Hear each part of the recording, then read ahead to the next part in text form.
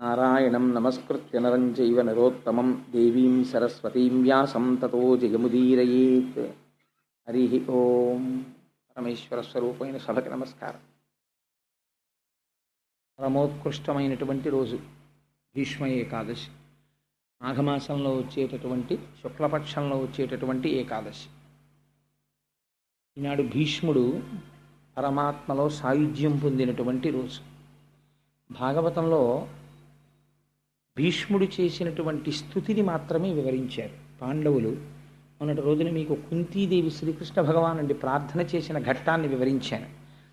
కుంతీదేవి ప్రార్థన తర్వాత ధర్మరాజు గారు బాధపడుతుంటే, కురుక్షేత్ర సంగ్రామంలో నేను ఎందరో రాజుల్ని తెగటార్చాను, దాని వలన నాకు కలిగినటువంటి పాపం ఏ విధంగా పోతుంది అని బాధపడుతున్నటువంటి సమయంలో ధర్మ సూక్ష్మాలు తెలుసుకోవడం కోసమని కురుక్షేత్రంలో అంపశయ్య మీద పడుకుని ఉన్నాడయ్యా మహానుభావుడు భీష్ముడు.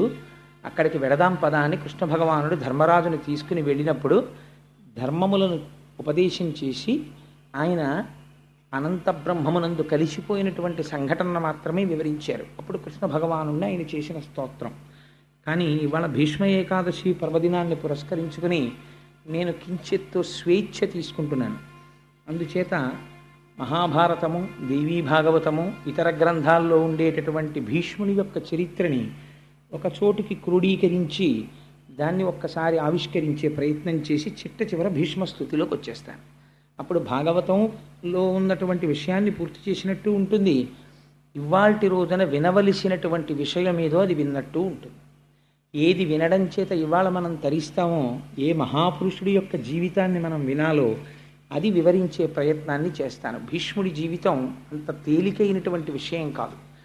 ఆయన్ని అర్థం చేసుకోవడం ఎంత తేలిగ్గా కనపడుతుందో అంత కష్టమైన విషయం. ఎందుకంటే మధ్యలో మిమ్మల్ని నేను ఒక ప్రశ్న వేస్తాను, అప్పుడు మీరు ఆలోచన చేద్దురు కానీ అలా ఎందుకు జరిగింది అన్నది ఒకసారి మీరు ఆలోచన చేసే ప్రయత్నం చేద్దురు కానీ. ధర్మం అంటే ఎంత కష్టంగా ఉంటుందో, కాలం అంటే ఎలా ఉంటుందో మీరు గమనిద్దురు కానీ. భీష్ముడి జీవితంలో ఒకానొకప్పుడు బ్రహ్మగారు ఒక పెద్ద సభను ఒకదాన్ని తీర్చారు. అందులో ఋషులు, ప్రజాపతులు మొదలైనటువంటి వారందరూ ఇచ్చేశారు. ఇచ్చేసి ఆ సభ యందు కూర్చుని వారు చర్చ చేస్తున్నారు. దేని గురించి చర్చ చేస్తున్నారు అంటే, ఈ లోకములో కళ్యాణము జరిగేటట్టు చూడడం ఎలాగా, భగవంతుని యందు భక్తి కలిగేటట్టుగా ప్రవర్తించడం ఎలాగా. కాబట్టి మనం ఈశ్వరుడి యొక్క గుణములను ఆవిష్కరించి ప్రజలలో భక్తి పెంపొందితే ఆ భక్తి వలన వారికి కావలసినటువంటి సమస్త కామములు చేకూరుతాయి. పైగా వారు నడవవలసినటువంటి పదంలో నడిచినటువంటి వారు అవుతారు. అందుచేత వీళ్ళందరికీ కూడా మనం ఏ విధంగా కళ్యాణమును సాధించి పెట్టాలి అని సభ జరుగుతోంది. ఆ సభ జరుగుతున్నటువంటి సమయంలో ఒక విచిత్రమైనటువంటి సంఘటన జరిగింది. ఆ సభలోకి గంగాదేవి ప్రవేశించింది. గంగమ్మ పరమ పవిత్రురాలు, హిమవంతుని యొక్క పెద్ద కూతురు గంగమ్మ. అందుకని ఆవిడ గంగాదేవి సభలో ప్రవేశించింది. సహజంగా ఆవిడ చాలా సౌందర్య రాశి, పార్వతీదేవికి తోబుట్టు కనుక విశేషమైనటువంటి అందగత్తె. ఆ తల్లి లోపల ప్రవేశించినటువంటి రీతిలో మహాసౌందర్య రాశి అయినటువంటి గంగ అక్కడ ఉండగా చతుర్ముఖ బ్రహ్మగారి సభలో వాయువు వీచింది. ఒక పెద్ద గాలి వచ్చి గంగాదేవి యొక్క పవిట తొలగింది. తొలగితే అయితే దీని వెనకాతల ఉండేటటువంటి ఆదిశక్తి, పరాశక్తి కారణమై ఉంటుంది. ఆవిడ ఏదో చాలా దూరం ఆలోచించి పనులు చేస్తుంది. అది అనుకోకుండా జరిగినటువంటి సంఘటనలు కావు, వాటి వెనక అమ్మవారి ప్రణాళిక ఏదో ఉంటుంది. ఆ గంగమ్మ పవిట తొలగితే బ్రహ్మగారి సభలో ఉన్నాం మనం, ఎంత గౌరవం పాటించారో చూడండి. ఉన్నటువంటి వాడు చతుర్ముఖ బ్రహ్మగారు సభలో ఉన్నారు, వారి ఆధ్యక్షంలో జరుగుతోంది. పైగా మనందరం ఆ సభకి విచ్చేసినటువంటి సదస్యులం. ఇలాంటి చోట మనం గౌరవంతో ప్రవర్తించాలని అందరూ తలలు ఉంచుకుని కూర్చున్నారు. కానీ అందులో కూర్చున్నటువంటి ఒక రాజర్షి మాత్రం తదేక దృష్టితో గంగమ్మ వంక చూస్తున్నాడు. ఆశ్చర్యకరంగా గంగమ్మ కూడా రాజర్షి వంక తదేక దృష్టితో చూస్తోంది. వారిద్దరి యందు కామము అతిశయించింది.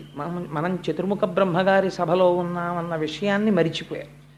ఇది అంత తేలిగ్గా హాస్యాస్పదంగా జరిగే సందర్భం కాదు. దీని వెనకాతల ఏదో ఒక పెద్ద ప్రణాళికా నిర్మాణం జరిగింది అని మీరు అర్థం చేసుకోవాలి. ఈ సంకల్పములు మనకు అర్థమయ్యేవి కావు, కథ నడిస్తే మనకు అర్థం అవుతుంది. అప్పుడు బ్రహ్మగారికి ఆశ్చర్యం వేసింది. బ్రహ్మగారి సభలోకి వచ్చి గంగమ్మ ఇలా ప్రవర్తించడం ఏమిటి, రాజర్షి అలా ప్రవర్తించడం ఏమిటి, కాబట్టి మిమ్మల్ని శపిస్తున్నాను. ఇలా సమయాసమయములు లేకుండా కామప్రచోదనం కలిగి ప్రవర్తించావు కనుక నువ్వు మర్త్యలోకమైనటువంటి భూలోకమునందు జన్మించదవుగాక అని ఆ రాజర్షిని శపించారు. గంగమ్మని నీవు కూడా భూలోకమునందు ఆ రాజర్షికి భార్యవై కొంతకాలము చెరించదవుగాక అని, తదనంతరం శరీరం విడిచిపెట్టిన తర్వాత నువ్వు మళ్ళీ స్వర్గలోకానికి వస్తావు అని శాప విమోచనం చెప్పారు. ఆ కారణం చేత రాజర్షి నేను ఎవరి కడుపున జన్మించాలి అని చూస్తున్నాడు. చూస్తుండగా ఆయనకి భరతవర్షంలో ప్రతీపుడు అనబడేటటువంటి ఒక మహారాజు, గొప్ప చక్రవర్తి, ఆయన భరతవంశంలో జన్మించాడు. మహాధర్మమూర్తి, బిడ్డలు లేరు. ఆ ప్రతీపుణ్ణి చూసి ఆయనకి కుమారుడిగా జన్మించాలి అని నిర్ణయం తీసుకున్నాడు. ఆయనకి కుమారుడిగా జన్మిద్దామని నిర్ణయం తీసుకుని ఆయన మర్త్యలోకంలో ప్రవేశించేటటువంటి సమయంలో గంగమ్మ బ్రహ్మలోకం నుంచి దిగి కిందకు వస్తాం. అరే నేను ఎంత పొరపాటు పని చేశాను, నేనైనా ఆ సమయంలో కొంచెం పమిట సర్దుకుని సరిగ్గా ప్రవర్తించి ఉంటే పాపం ఆ రాజర్షికి అన్ని ఇబ్బందులు వచ్చి ఉండేవి కావు. నేను ఎంత పొరపాటుగా ప్రవర్తించాను, నేను చేసినటువంటి పొరపాటు పని సరిదిద్దుకోవాలంటే బ్రహ్మగారిచ్చినటువంటి శాపము వలన మర్త్యలోకములో జన్మించి ఆ రాజర్షి ఎవరిగా జన్మిస్తున్నాడో ఆయన భార్యగా కొంతకాలము ఉండాలి అనుకుందావిడ. ఈ సంకల్పము కలిగి వస్తున్నప్పుడు అష్టవసువులు ఆవిడికి రోదన చేస్తూ కనపడ్డారు, ఏడుస్తూ బాధపడుతూ కనపడ్డారు. ఆవిడ ఆశ్చర్యపోయింది. అష్టవసువుల్ని అడిగింది, మీరు ఎందుకు ఏడుస్తున్నారు, ఎందుకంత బాధగా ఉన్నారని అడిగింది. అయితే వాళ్ళు ఒక చిత్రమైనటువంటి విషయాన్ని ప్రతిపాదన చేశారు. మేము అష్టవసువులం భార్యలతో కలిసి ఆకాశ మార్గంలో వెళ్ళిపోతుంటే వశిష్ఠ మహర్షి ఆశ్రమం మీదుగా మేము ప్రయాణం చేస్తున్నాం. ప్రయాణం చేస్తున్నటువంటి సమయంలో మాకు వశిష్ఠ మహర్షి యొక్క ఆశ్రమం కనపడింది. అందులో ధేనువు ఉంది, కామధేనువు, నందిని. దానిని చూసి అందులో ద్యు అనబడేటటువంటి ఒక వసువుని ఆయన భార్య అడిగింది. అంత మెరిసిపోతోంది, ఏదో తెల్లటి పర్వతాకారంలో ఉంది, అంత ప్రకాశవంతంగా ఉంది, అంత తేజస్సుతో ఉంది, అది మామూలు అవే అని అడిగింది. అయితే ఆయన అన్నాడు, కాదు కాదు, దాన్ని కామధేను అంటారు, దాన్ని పాలు తాగితే ఎటువంటి కోరికైనా తీరుతుంది అన్నారు. అంటే ఆ ద్యు అనబడేటటువంటి వసువు యొక్క భార్య ఆవిడంది, నాకు ఒక స్నేహితురాలు ఉంది, ఆవిడ పేరు ఉసీనరా. ఆ ఉసీనరా అనబడేటటువంటి స్నేహితురాలు కొంచెం రోగగ్రస్త అయి వృద్ధాప్యాన్ని పొందింది. ఆవిడికి మళ్ళీ యవ్వనం వస్తే మాతో పాటు సంతోషంగా గడుపుతుంది. అందుకని మనం ఈ కామధేనువుని అపహరిద్దాం. ఎలాగో లేడు కదా వశిష్ఠుడు ఆశ్రమంలో, అపహరించి తీసుకుని వెళ్ళి ఈ కామధేనువు యొక్క పాలు ఉసీనరాకి పట్టిద్దామని. భార్య మాట కాదనలేక మిగిలినటువంటి వసువులతో కలిసి ద్యు ఆ కామధేనువుని అపహరించి తీసుకుని వెళ్ళిపోయాడు. వశిష్ఠ మహర్షి మరునాడు పూజ కోసమని, సాయంకాలం అగ్నికార్యం కోసమని దర్భలు మొదలైనవి సేకరించడానికని వెళ్ళారు. వారు తిరిగి వచ్చి ఆశ్రమంలో చూశారు, నందినీ ధేనువు కనపడలేదు. అంతటా వెతికి ఒక్కసారి తపోనిష్టలో కూర్చుని ఆచమనం చేసి దివ్య దృష్టితో చూశారు. అష్టవసువులు అపహరించడం తెలిసింది ఆయనకి. తెలిసి వెంటనే శపించారు. బ్రహ్మర్షి లేని సమయం చూసి నందినీ ధేనువుని అపహరించారు కనుక మీరు భూలోకమునందు జన్మించెదరుగాక అని. ఈ అష్టవసువులకి వార్త తెలిసి పరుగున వచ్చి వశిష్ఠ మహర్షి యొక్క పాదాల మీద పడ్డారు. మహాప్రభో, మీరు మాకు దారుణమైన శాపాన్ని అనుగ్రహించారు. ఇప్పుడు మేము భూలోకంలో జన్మిస్తే చాలా ఇబ్బందులకి గురైపోతాం. మీరు మా యందు అనుగ్రహించి మాకు శాపానుగ్రహాన్ని తగ్గించేటటువంటి ప్రయత్నం చెయ్యండి అన్నారు. అంటే ఆయన అన్నారు, మీరు 80 వసువులు, 80గురులో 7 యందు పాపము యొక్క తీవ్రత తక్కువగా ఉన్నది. మీరు కేవలం ద్యువుకి సహకరించారు, కానీ అసలు అపహరించడానికి ప్రధానమైన కారణము ద్యువు. అందుచేత మీరు 7 పుట్టినటువంటి వెంటనే మరణిస్తారు. కాబట్టి నరుడిగా జన్మిస్తారు, కానీ జన్మించినటువంటి కొద్ది గంటలలో శరీరాన్ని వదిలిపెట్టేసి మళ్ళీ వసువులైపోతారు. కానీ ప్రధాన పాత్ర పోషించినటువంటి ద్యువు మాత్రం పరాక్రమవంతుడై కని విని ఎరగనటువంటి చరిత్ర సృష్టించి భూలోకమునందు కొంతకాలముండి తరువాత తిరిగి బ్రహ్మైక్యమును పొందుతాడు. అందుకని ద్యువు మాత్రం కొంతకాలము లోకమునందు ఉండవలసినదే అని ఆయన శాప విమోచనాన్ని కటాక్షిస్తే ఆ 80 ఇప్పుడు భూలోకంలో జన్మించాలి. అందుకని వాళ్ళు బాధపడుతూ వస్తున్నారు. గంగమ్మని చూసి అడిగారు, అమ్మా నువ్వెందుకు ఎడుతున్నావు భూలోకానికి అన్నారు. ఇదిగో జరిగినటువంటి ఆ విషయం ఇలా ఉంది. అందుచేత నేను ఆ రాజర్షి ఎక్కడ జన్మిస్తాడో అక్కడ ఆయనకి భార్యని కావాలని వెడుతున్నాను అంది. అయితే అమ్మ మాకు ఒక ఉపకారం చేసి పెట్టు, నువ్వు ఎలాగో వెడుతున్నావు కనుక నీ కడుపున మేము ఎనమండుగురం పుడతాం. పుట్టినప్పుడు నువ్వు మమ్మల్ని జ్ఞాపకం పెట్టుకుని శాప విమోచనం కోసం భూలోకంలో ఏ తల్లి కూడా పుట్టినటువంటి బిడ్డల్ని కొద్ది గంటలలోనే తీసుకెళ్ళి చంపదు. ఏ తల్లి కొద్ది గంటలలో చంపదంటే నా ఉద్దేశం కొన్ని రోజులు పోయాక చంపుతుందని కాదు, ఎప్పటికీ అలా ప్రవర్తించదు. కన్న తల్లికి ఉండేటటువంటి మమకారం అటువంటిది. అందుకని మాకు శాప విమోచనం ఎలా కలుగుతుంది? అందుకని మేము నీకు బిడ్డలుగా జన్మిస్తాం. నువ్వు మాయందు అనుగ్రహించి పుట్టినటువంటి వెంటనే మమ్మల్ని మళ్ళీ తిరిగి మేము వసువుల యొక్క స్థానాన్ని అలంకరించడానికి వీలుగా ఆ శరీరం విడిచిపెట్టేటట్టుగా మమ్మల్ని కటాక్షించు అన్నారు. తప్పకుండా అలా చేస్తాను అంది. కాబట్టి వసువులు ఎదురు చూస్తున్నారు, గంగమ్మ ఎవరిని వివాహం చేసుకుంటుంది, ఆవిడ కడుపులోకి వద్దామని. ఇది జరిగితే గంగా తీరమునందు ప్రతీపుడనపడేటటువంటి భరతవంశంలో జన్మించిన చక్రవర్తి పుత్రార్థి అయి తపిస్తున్నాడే. ఆయనకి సామ్రాజ్యం ఉంది, సత్యం ఉంది, ధర్మం ఉంది, అన్నీ ఉన్నాయి, అన్ని భోగాలు ఉన్నాయి, కానీ సంతానం లేదు. ఈశ్వరానుగ్రహాన్ని అపేక్షించి ఆయన గంగా తీరంలో కూర్చుని తపస్సు చేసుకుంటున్నాడు. గంగమ్మ చూసింది. ఈ ప్రతీపుణ్ణి చూసి ఆయనే తాను ఇతపూర్వం బ్రహ్మసభలో చూసినటువంటి వ్యక్తి ఈయనే ఈ జన్మ తీసుకున్నాడు అనుకుని ఈయన్ని వివాహం చేసుకోవాలని ఆయన తపస్సులో కళ్ళు మూసుకొని ఇంద్రియాల్ని వెనక్కి తీసుకుని తపస్సు చేసుకుంటూ కూర్చున్నాడు. గంగమ్మ గబగబా గంగలోంచి లేచి బయటికి వచ్చి ఆయన కుడి తొడ మీద కూర్చుంది. ఎంత ఆశ్చర్యకరమైన విషయమో చూడండి. కూర్చుంటే ఆయనకి బాహ్య స్మృతి కలిగింది. తొడ మీద కూర్చున్న స్త్రీ ఎవరు అని చూశాడు. గొప్ప సౌందర్య రాశి. ఆయన అన్నాడు, అమ్మ నువ్వెవరు, ఎక్కడి నుంచి వచ్చావు, ఎందుకు ఇలా కూర్చున్నావు నా కుడి తొడ మీద అని అడిగాడు. అయితే ఆవిడంది, నన్ను గంగా అంటారు, నేను గంగా నదికి అధిష్టాన దేవతను, నేను నీకు భార్యని కావాలి అని వచ్చాను, అందుకని నీ ఒళ్ళో కూర్చున్నాను అని. ఆయన అన్నాడు, నీవు నా భార్యవి కావాలి అని అనుకున్నావు. క్షత్రియులు విశేషించి రాజులు దక్షిణ నాయకులు అంటారు. దక్షిణ నాయకులు అంటే ఒకరికన్నా ఎక్కువ మంది భార్యలు ఉంటారు. విజయనగర సామ్రాజ్య పతనం సమయానికి వచ్చేటప్పటికి రామరాయల వారికి ఎంత దక్షిణ నాయకుడు అంటే రామరాయల వారి పోలికలున్న బిడ్డలు చాలా ఊళ్ళలో ఉండేవారు. అంత దక్షిణ నాయకులై ఉంటారు. అలా దక్షిణ నాయకుడై ఉంటాడు కాబట్టి ఆయన ఒళ్ళో కూర్చుంది ఆవిడ. నేను ఏవి అనవసరపు విషయాలు చెప్పనండి, మీరు కావాలంటే విజయనగర పతనం అన్న పుస్తకం చదవండి, ఎంత ఆశ్చర్యకరంగా ఉంటుందో. తల్లికోట యుద్ధం అది రామరాయల వారిది. అందుచేత ఆవిడ వచ్చి కుడితోడ మీద కూర్చుంటే ఆయన అన్నాడు, నువ్వు నన్ను భర్తగా పొందాలని వచ్చావు, కానీ ఒక పొరపాటు చేశావు. స్థితాదక్షిణ ఊరుమ్మే సమాశ్లిష్య చ భామిని అపత్యానాం స్నుషానాంచ స్థానం విద్ధి శుచిస్మితే అన్నాడు. ఓ శుద్ధమైన నవ్వు కలదానా, గొప్ప సౌందర్య రాశి, నీకు నన్ను భర్తగా పొందాలని కోరిక ఉండడం తప్పు కాదు, కానీ నువ్వు వచ్చి ఎక్కడ కూర్చున్నావు, కుడితొడ మీద కూర్చున్నావు. కుడితొడ మీద కూర్చునేటటువంటి అధికారము ఒక్క కూతురుకి కోడలికి వాళ్ళిద్దరికీ ఉంది.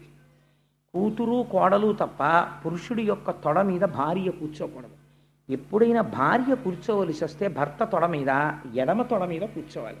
అసలు అలా ఎందుకు కూర్చోబెట్టుకుంటారండి? అలా ఎప్పుడు ఎవరు కూర్చోరు కదా, ఏదో కుర్చీల్లో కూర్చుంటారు, కానీ అలా ఒళ్ళో కూర్చోవడం, తొడల మీద కూర్చోబెట్టుకోవడం ఎల్లరంతా ఎక్కడ ఉంటుందండి బాబు అని మీరు అనుకోవచ్చు. ఉంటుంది. ఎక్కడుందో తెలుసా అండి? ప్రయాగలో వేణీదానం చేసేటప్పుడు ఉంది. జీవితంలో ఒక్కసారి చేస్తారు వేణీదానం, ఇంకొకసారి చేస్తామంటే ఒప్పుకోరు. సువాసినులు ఎన్ని జన్మలకి మళ్ళీ ఐదవతనంతోనే ఉండి ఐదవతనంతో వెళ్ళిపోవాలనుకున్న వాళ్ళు భర్త యొక్క ఎడమ తొడ మీద కూర్చుని వేణీదానం చేస్తారు. చాలా గమ్మత్తుగా ఉంటుంది, చాలా సంతోషంగా సరదాగా ఉంటుంది అది చూడ్డానికి. సరే, అందుచేత మేము ప్రయాగ వెళ్ళినప్పుడు చాలామంది చేశారు, మీరు చేశారు కదమ్మా, అందుకని ఆ వేణీదానం చేసినప్పుడు చాలా సరదాగా సంతోషంగా ఉంటుంది ఆ క్రియ. చేత ఎడమ తొడ మీద కూర్చుంటారు భర్తకి భార్య. అందుకని నువ్వు వచ్చి నా కుడితొడ మీద కూర్చున్నావు కాబట్టి ఇప్పుడు నువ్వెవరు, నా కోడలితోనన్నా సమానం, కూతురితోనన్నా సమానం. నిన్ను నా కూతురితో సమానం అనడానికి వీల్లేదు. ఎందుచేత వీల్లేదంటే నువ్వు నన్ను భర్తగా పొందాలని అనుకున్నావు కాబట్టి నీకు ఆ భావన నా యందు ఉన్నప్పుడు నిన్ను నేను కూతురని అనకూడదు. కాబట్టి నాతో సమానుడైన వాడెవరు, నా కొడుకు. ఆత్మావై పుత్రనామాసి, నా తేజస్సు నా కుమారుని యందు ఉంటుంది. అందుకని నీవు నన్ను భర్తగా పొందాలనుకున్నావు కాబట్టి నా కుమారుడికి భార్య అవుదువు అని. అప్పుడు నువ్వు కూర్చోవడం ధర్మబద్ధమైపోతుంది. నువ్వు నా కోడలు అవుదువుగానివి, నాకు కుమారుడు జన్మిస్తే ఆ కుమారుడికి నువ్వు భార్య అవుదువుగాక, నీకు వరం ఇస్తున్నాను అన్నాడు. ఇప్పుడు చూశాడు ఆ పైనుంచి వచ్చినటువంటి రాజర్షి చూసి, గోభిషుడు అని ఆయన, ఇప్పుడు నాకు అవకాశం దొరికింది గంగమ్మని భార్యగా పొందాలి కాబట్టి నేను ఈ ప్రతీప మహారాజు యొక్క కుమారుడిగా జన్మిస్తాను అని ఆయన తేజస్సులోకి ప్రవేశించి శంతన మహారాజన్న పేరుతో జన్మించాడు. ఈ శంతన మహారాజు పెరిగి పెద్దవాడై యవ్వనానికి వచ్చిన తర్వాత పట్టాభిషేకం చేసి ప్రతీపుడి పిలిచి ఒక మాట చెప్పాడు. నేను ఒకనకొకప్పుడు గంగా తీరంలో తపస్సు చేస్తుండగా నాకు ఒక స్త్రీ కనపడింది. ఆమె నా కుడితొడ మీద కూర్చుని నన్ను భర్తగా పొందాలని అడిగింది. నేను నా కోడల్ని చేసుకుంటానని మాట ఇచ్చాను. అందుకని నీకు గంగా తీరంలో మెరుపు తీగ వంటి ఒక కన్య కనపడుతుంది, నువ్వు ఆ కన్యని భార్యగా స్వీకరించు అని ఆయన తపోభూములకు వెళ్ళిపోయాడు. ఒకనాడు శంతన మహారాజు గారికి వేట అంటే చాలా ఇష్టం. శంతన మహారాజు గారు వేటాడడానికి వెళ్ళాడు. వెళ్ళి తిరిగి వస్తూ విశ్రాంతి కోసమని గంగా తీరంలో కూర్చున్నాడు. అక్కడ కనపడింది గంగమ్మ. కనపడితే ఆయన తండ్రి గారు చెప్పినటువంటి స్త్రీ ఈమెయే అని నమ్మి ఆవిడ్ని వివాహం చేసుకోవడానికని ప్రయత్నించి ఆవిడతో మాట కలిపాడు. కలిపితే ఆవిడ వసువులకి మాట ఇచ్చి ఉన్నది, బిడ్డలు పుట్టినప్పుడు వెంటనే వాళ్ళు శరీరం వదిలిపెట్టేటట్టు చూస్తానని. ఇప్పుడు రేపు దానికి భర్త అడ్డుగా నిలబడితే వాళ్ళకి తాను ఇచ్చిన మాట నిలబెట్టుకోవడం కుదరదు. అందుకని ఆవిడంది, నేను నీకు భార్యనవుతాను, కానీ నాదొక షరతు అంది. ఏమి నీ షరతు అన్నాడు. యచ్చకుర్యామహంకార్యం శుభం వా ఇది వా శుభం, నేను ఏ పని చేసినా అది శుభం కావచ్చు అశుభం కావచ్చు, నేను ఏది మాట్లాడినా కూడా నవక్తవ్యం తథాప్రియం, నువ్వు దానికి ఎదురు చెప్పకూడదు. నేను ఏ పని చేసినా నువ్వు అంగీకరించాలి. నువ్వు ఏనాడు నాకు ఎదురు చెప్తావో ఆనాడు నేను నిన్ను విడిచిపెట్టి వెళ్ళిపోతాను. అలాగైతే నేను నిన్ను వివాహం చేసుకుంటాను. మనిషి జీవితం చాలా విచిత్రంగా ఉంటుందండి. వివాహం చేసుకునేటప్పుడు చాలా అందంగా ఉండడం అనేటటువంటిది చాలా ప్రధానమైన విషయమై కూర్చుంటుంది. కొన్నాళ్ళు పోయిన తర్వాత ఈ బాహ్యమైనటువంటి సౌందర్యం కన్నా అంతఃసౌందర్యమును మంచితనము ఇల్లాలిగా ఉండేటటువంటి లక్షణాలు ఉండడమే చాలా గొప్ప. ఏ కొరుక్కు తింటానా, నా బుర్రకాయ ఎందుకు వచ్చింది ఈ అందం అనిపిస్తుంది కొన్నాళ్ళు పోయాక. నేను ఈ మాట ఎందుకన్నానంటే మనకి ఈ కథలు అది నేర్పుతాయి. శంతన మహారాజు బాహ్య సౌందర్యాన్ని చూసి ప్రేమించాడు, వివాహం చేసుకున్నాడు. మొట్టమొదట కొడుకు కలిగాడు. కొడుకు పుట్టగానే ఇప్పుడు ఆయన యొక్క స్థితి మారింది, తండ్రి అయ్యాడు. కాబట్టి ఆయన ప్రేమ అంతా కొడుకు మీదకి వెళ్ళింది. బహు అందగాడు కొడుకు. అందున పెద్ద కొడుకు మొట్టమొదట పుట్టినవాడు. కొడుకులు లేక తన తండ్రి ఎంత బాధపడ్డాడో తెలుసు. కొడుకు పుట్టాడు. పుట్టగానే నిత్తుటితో ఉన్నటువంటి బిడ్డని రెండు చేతుల్లో పట్టుకుని గంగమ్మ వెళ్ళి గంగలో వదిలిపెట్టేసింది. అంటే ఆవిడ ఇచ్చినటువంటి మాట అటువంటిది. 7 వసువులకి ఆవిడ మళ్ళీ స్వస్థితిని కల్పించాలి, అందుకని నీటిలో విడిచిపెట్టేసింది. ఊరుకున్నాడు. ఎందుకనంటే వరం ఇచ్చాడు ఆవిడికి. యచ్చకుర్యామహంకార్యం శుభం వా ఇది వా శుభం, ఏది చేసినా అడ్డు పెట్టకూడదు, అందుకని ఊరుకున్నాడు. అలా ఒకసారి కాదు, 2 మాటలు కాదు, 3 మాటలు కాదు, 4 మాటలు కాదు, 7 సార్లు అయిపోయింది. 7 కొడుకుల్ని తీసుకెళ్ళి గంగలో కలిపేసింది. 8వ మాట మహాతేజోవంతమైనటువంటి కుమారుడు జన్మించాడు. 7 మాటలు లేని ప్రేమ 8వ మాట ఎందుకు భార్యను అడ్డు పెడతాడండి? అంటే గంగమ్మ ఇచ్చినటువంటి వరం అక్కడతో పూర్తయిపోయింది. 8వ మాట మళ్ళీ ఆ బిడ్డని తీసుకుని వెళ్ళిపోతోంది గంగ వైపు.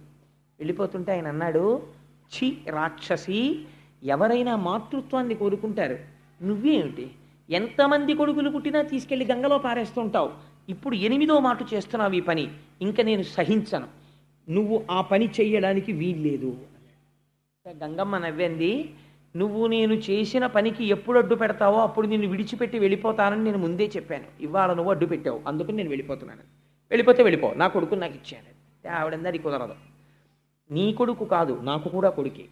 వీడిని నేను తీసుకెళ్ళి, పిచ్చి మహారాజా నేనేదో చేయలేదు, 7 వసువులకి మళ్ళీ వాళ్ళ సహజ స్థితిని ఇచ్చాను, వీడు 8వ వాడు బతకాలి. వీడిని నేను తీసుకెళ్ళి వశిష్ఠ మహర్షి దగ్గర, పరశురాముడి దగ్గర అస్త్రవిద్యనంతటినీ నేర్పి అపారమైనటువంటి ధనుర్విద్యా ప్రావీణ్యం వచ్చిన తరువాత తెచ్చి నీకు కొడుకుగా అప్పచెప్తాను, అప్పటి వరకు నా దగ్గర ఉంచుకుంటానని ఆ కొడుకుని తీసుకెళ్ళి గంగమ్మ గంగలోకి వెళ్ళిపోయింది. వెళ్ళిపోయిన తర్వాత శంతన మహారాజు గారు ఒక్కడే ఉండేవాడు, రాజ్యం వెళ్తున్నాడు, వేటకెడుతున్నాడు, తిరుగుతున్నాడు, వస్తున్నాడు. అలా కొంతకాలం గడిచిపోయింది. అసలు గంగమ్మ చెప్పిన మాట మర్చిపోయాడు. ఒకానొకనాడు గంగా తీరంలో తిరుగుతున్నాడు. తిరుగుతుంటే మంచి యవ్వనంలో ఉన్నటువంటి వ్యక్తి అద్భుతంగా బాణప్రయోగం చేస్తున్నాడు. ఆ పిల్లవాడిని చూడగానే పితృప్రేమ పరవళ్ళు తొక్కింది. నా కొడుకు కూడా ఉంటే ఈ పాటికి ఇదే వయస్సులో ఉంటాడని, బాబు నువ్వెవరు ఏమిటి అని ఆరా తీశాడు.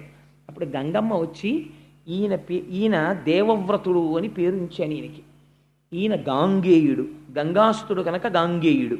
ఈయన వశిష్ఠ మహర్షి దగ్గర పరశురాముడి దగ్గర ధనుర్విద్య ధర్మశాస్త్రం నేర్చుకున్నాడు. అన్ని విధాలుగా రాశీభూతమైనటువంటి రాజనీతిజ్ఞుడు, ధర్మము తెలుసున్నవాడు, పైగా విలువిద్య నేర్పరి. ఈ కొడుకుని నీకు అప్పచెప్తున్నాను అని ఆ కొడుకుని ఆయనకి అప్పచెప్పి ఆవిడ తిరిగి వెళ్ళిపోయింది. వెళ్ళిపోయిన తర్వాత ఆయన శంతనుడు వృద్ధాప్యంలోకి వచ్చేసాడు. అప్పటికి సంతోషంగా కొడుకు దొరికాడు, సభ చేశాడు, ఆ కొడుకుని పరిచయం చేశాడు, ఆనందంగా రోజులు గడిచిపోతున్నాయి. ఇక్కడే అనుకోని మలుపు ఒకటి తిరిగింది. ఒకానొకనాడు మళ్ళీ వేటకెళ్ళాడు. వేటకెడితే అక్కడ యోజన గంధి కనపడింది. అసలు ఆ సత్యవతి వృత్తాంతం అండి చాలా ఆశ్చర్యకరమైన వృత్తాంతం. అంటే నేను ఇప్పుడు దేవీ భాగవతం చెప్పట్లేదు కాబట్టి మళ్ళీ నేను ఆ సత్యవతి వృత్తాంతం అంతా చెప్పను. చెప్తే ఇప్పుడు నేను భాగవతం వదిలిపెట్టి దేవీ భాగవతంలోకి వెళ్ళిపోవడం అయిపోతుంది. అందుకని ఆ సత్యవతీదేవిని చూశాడు ఆవిడ యోజన గంధి. అంతకుముందు ఆవిడ దగ్గర చాపలకంపు వచ్చేది.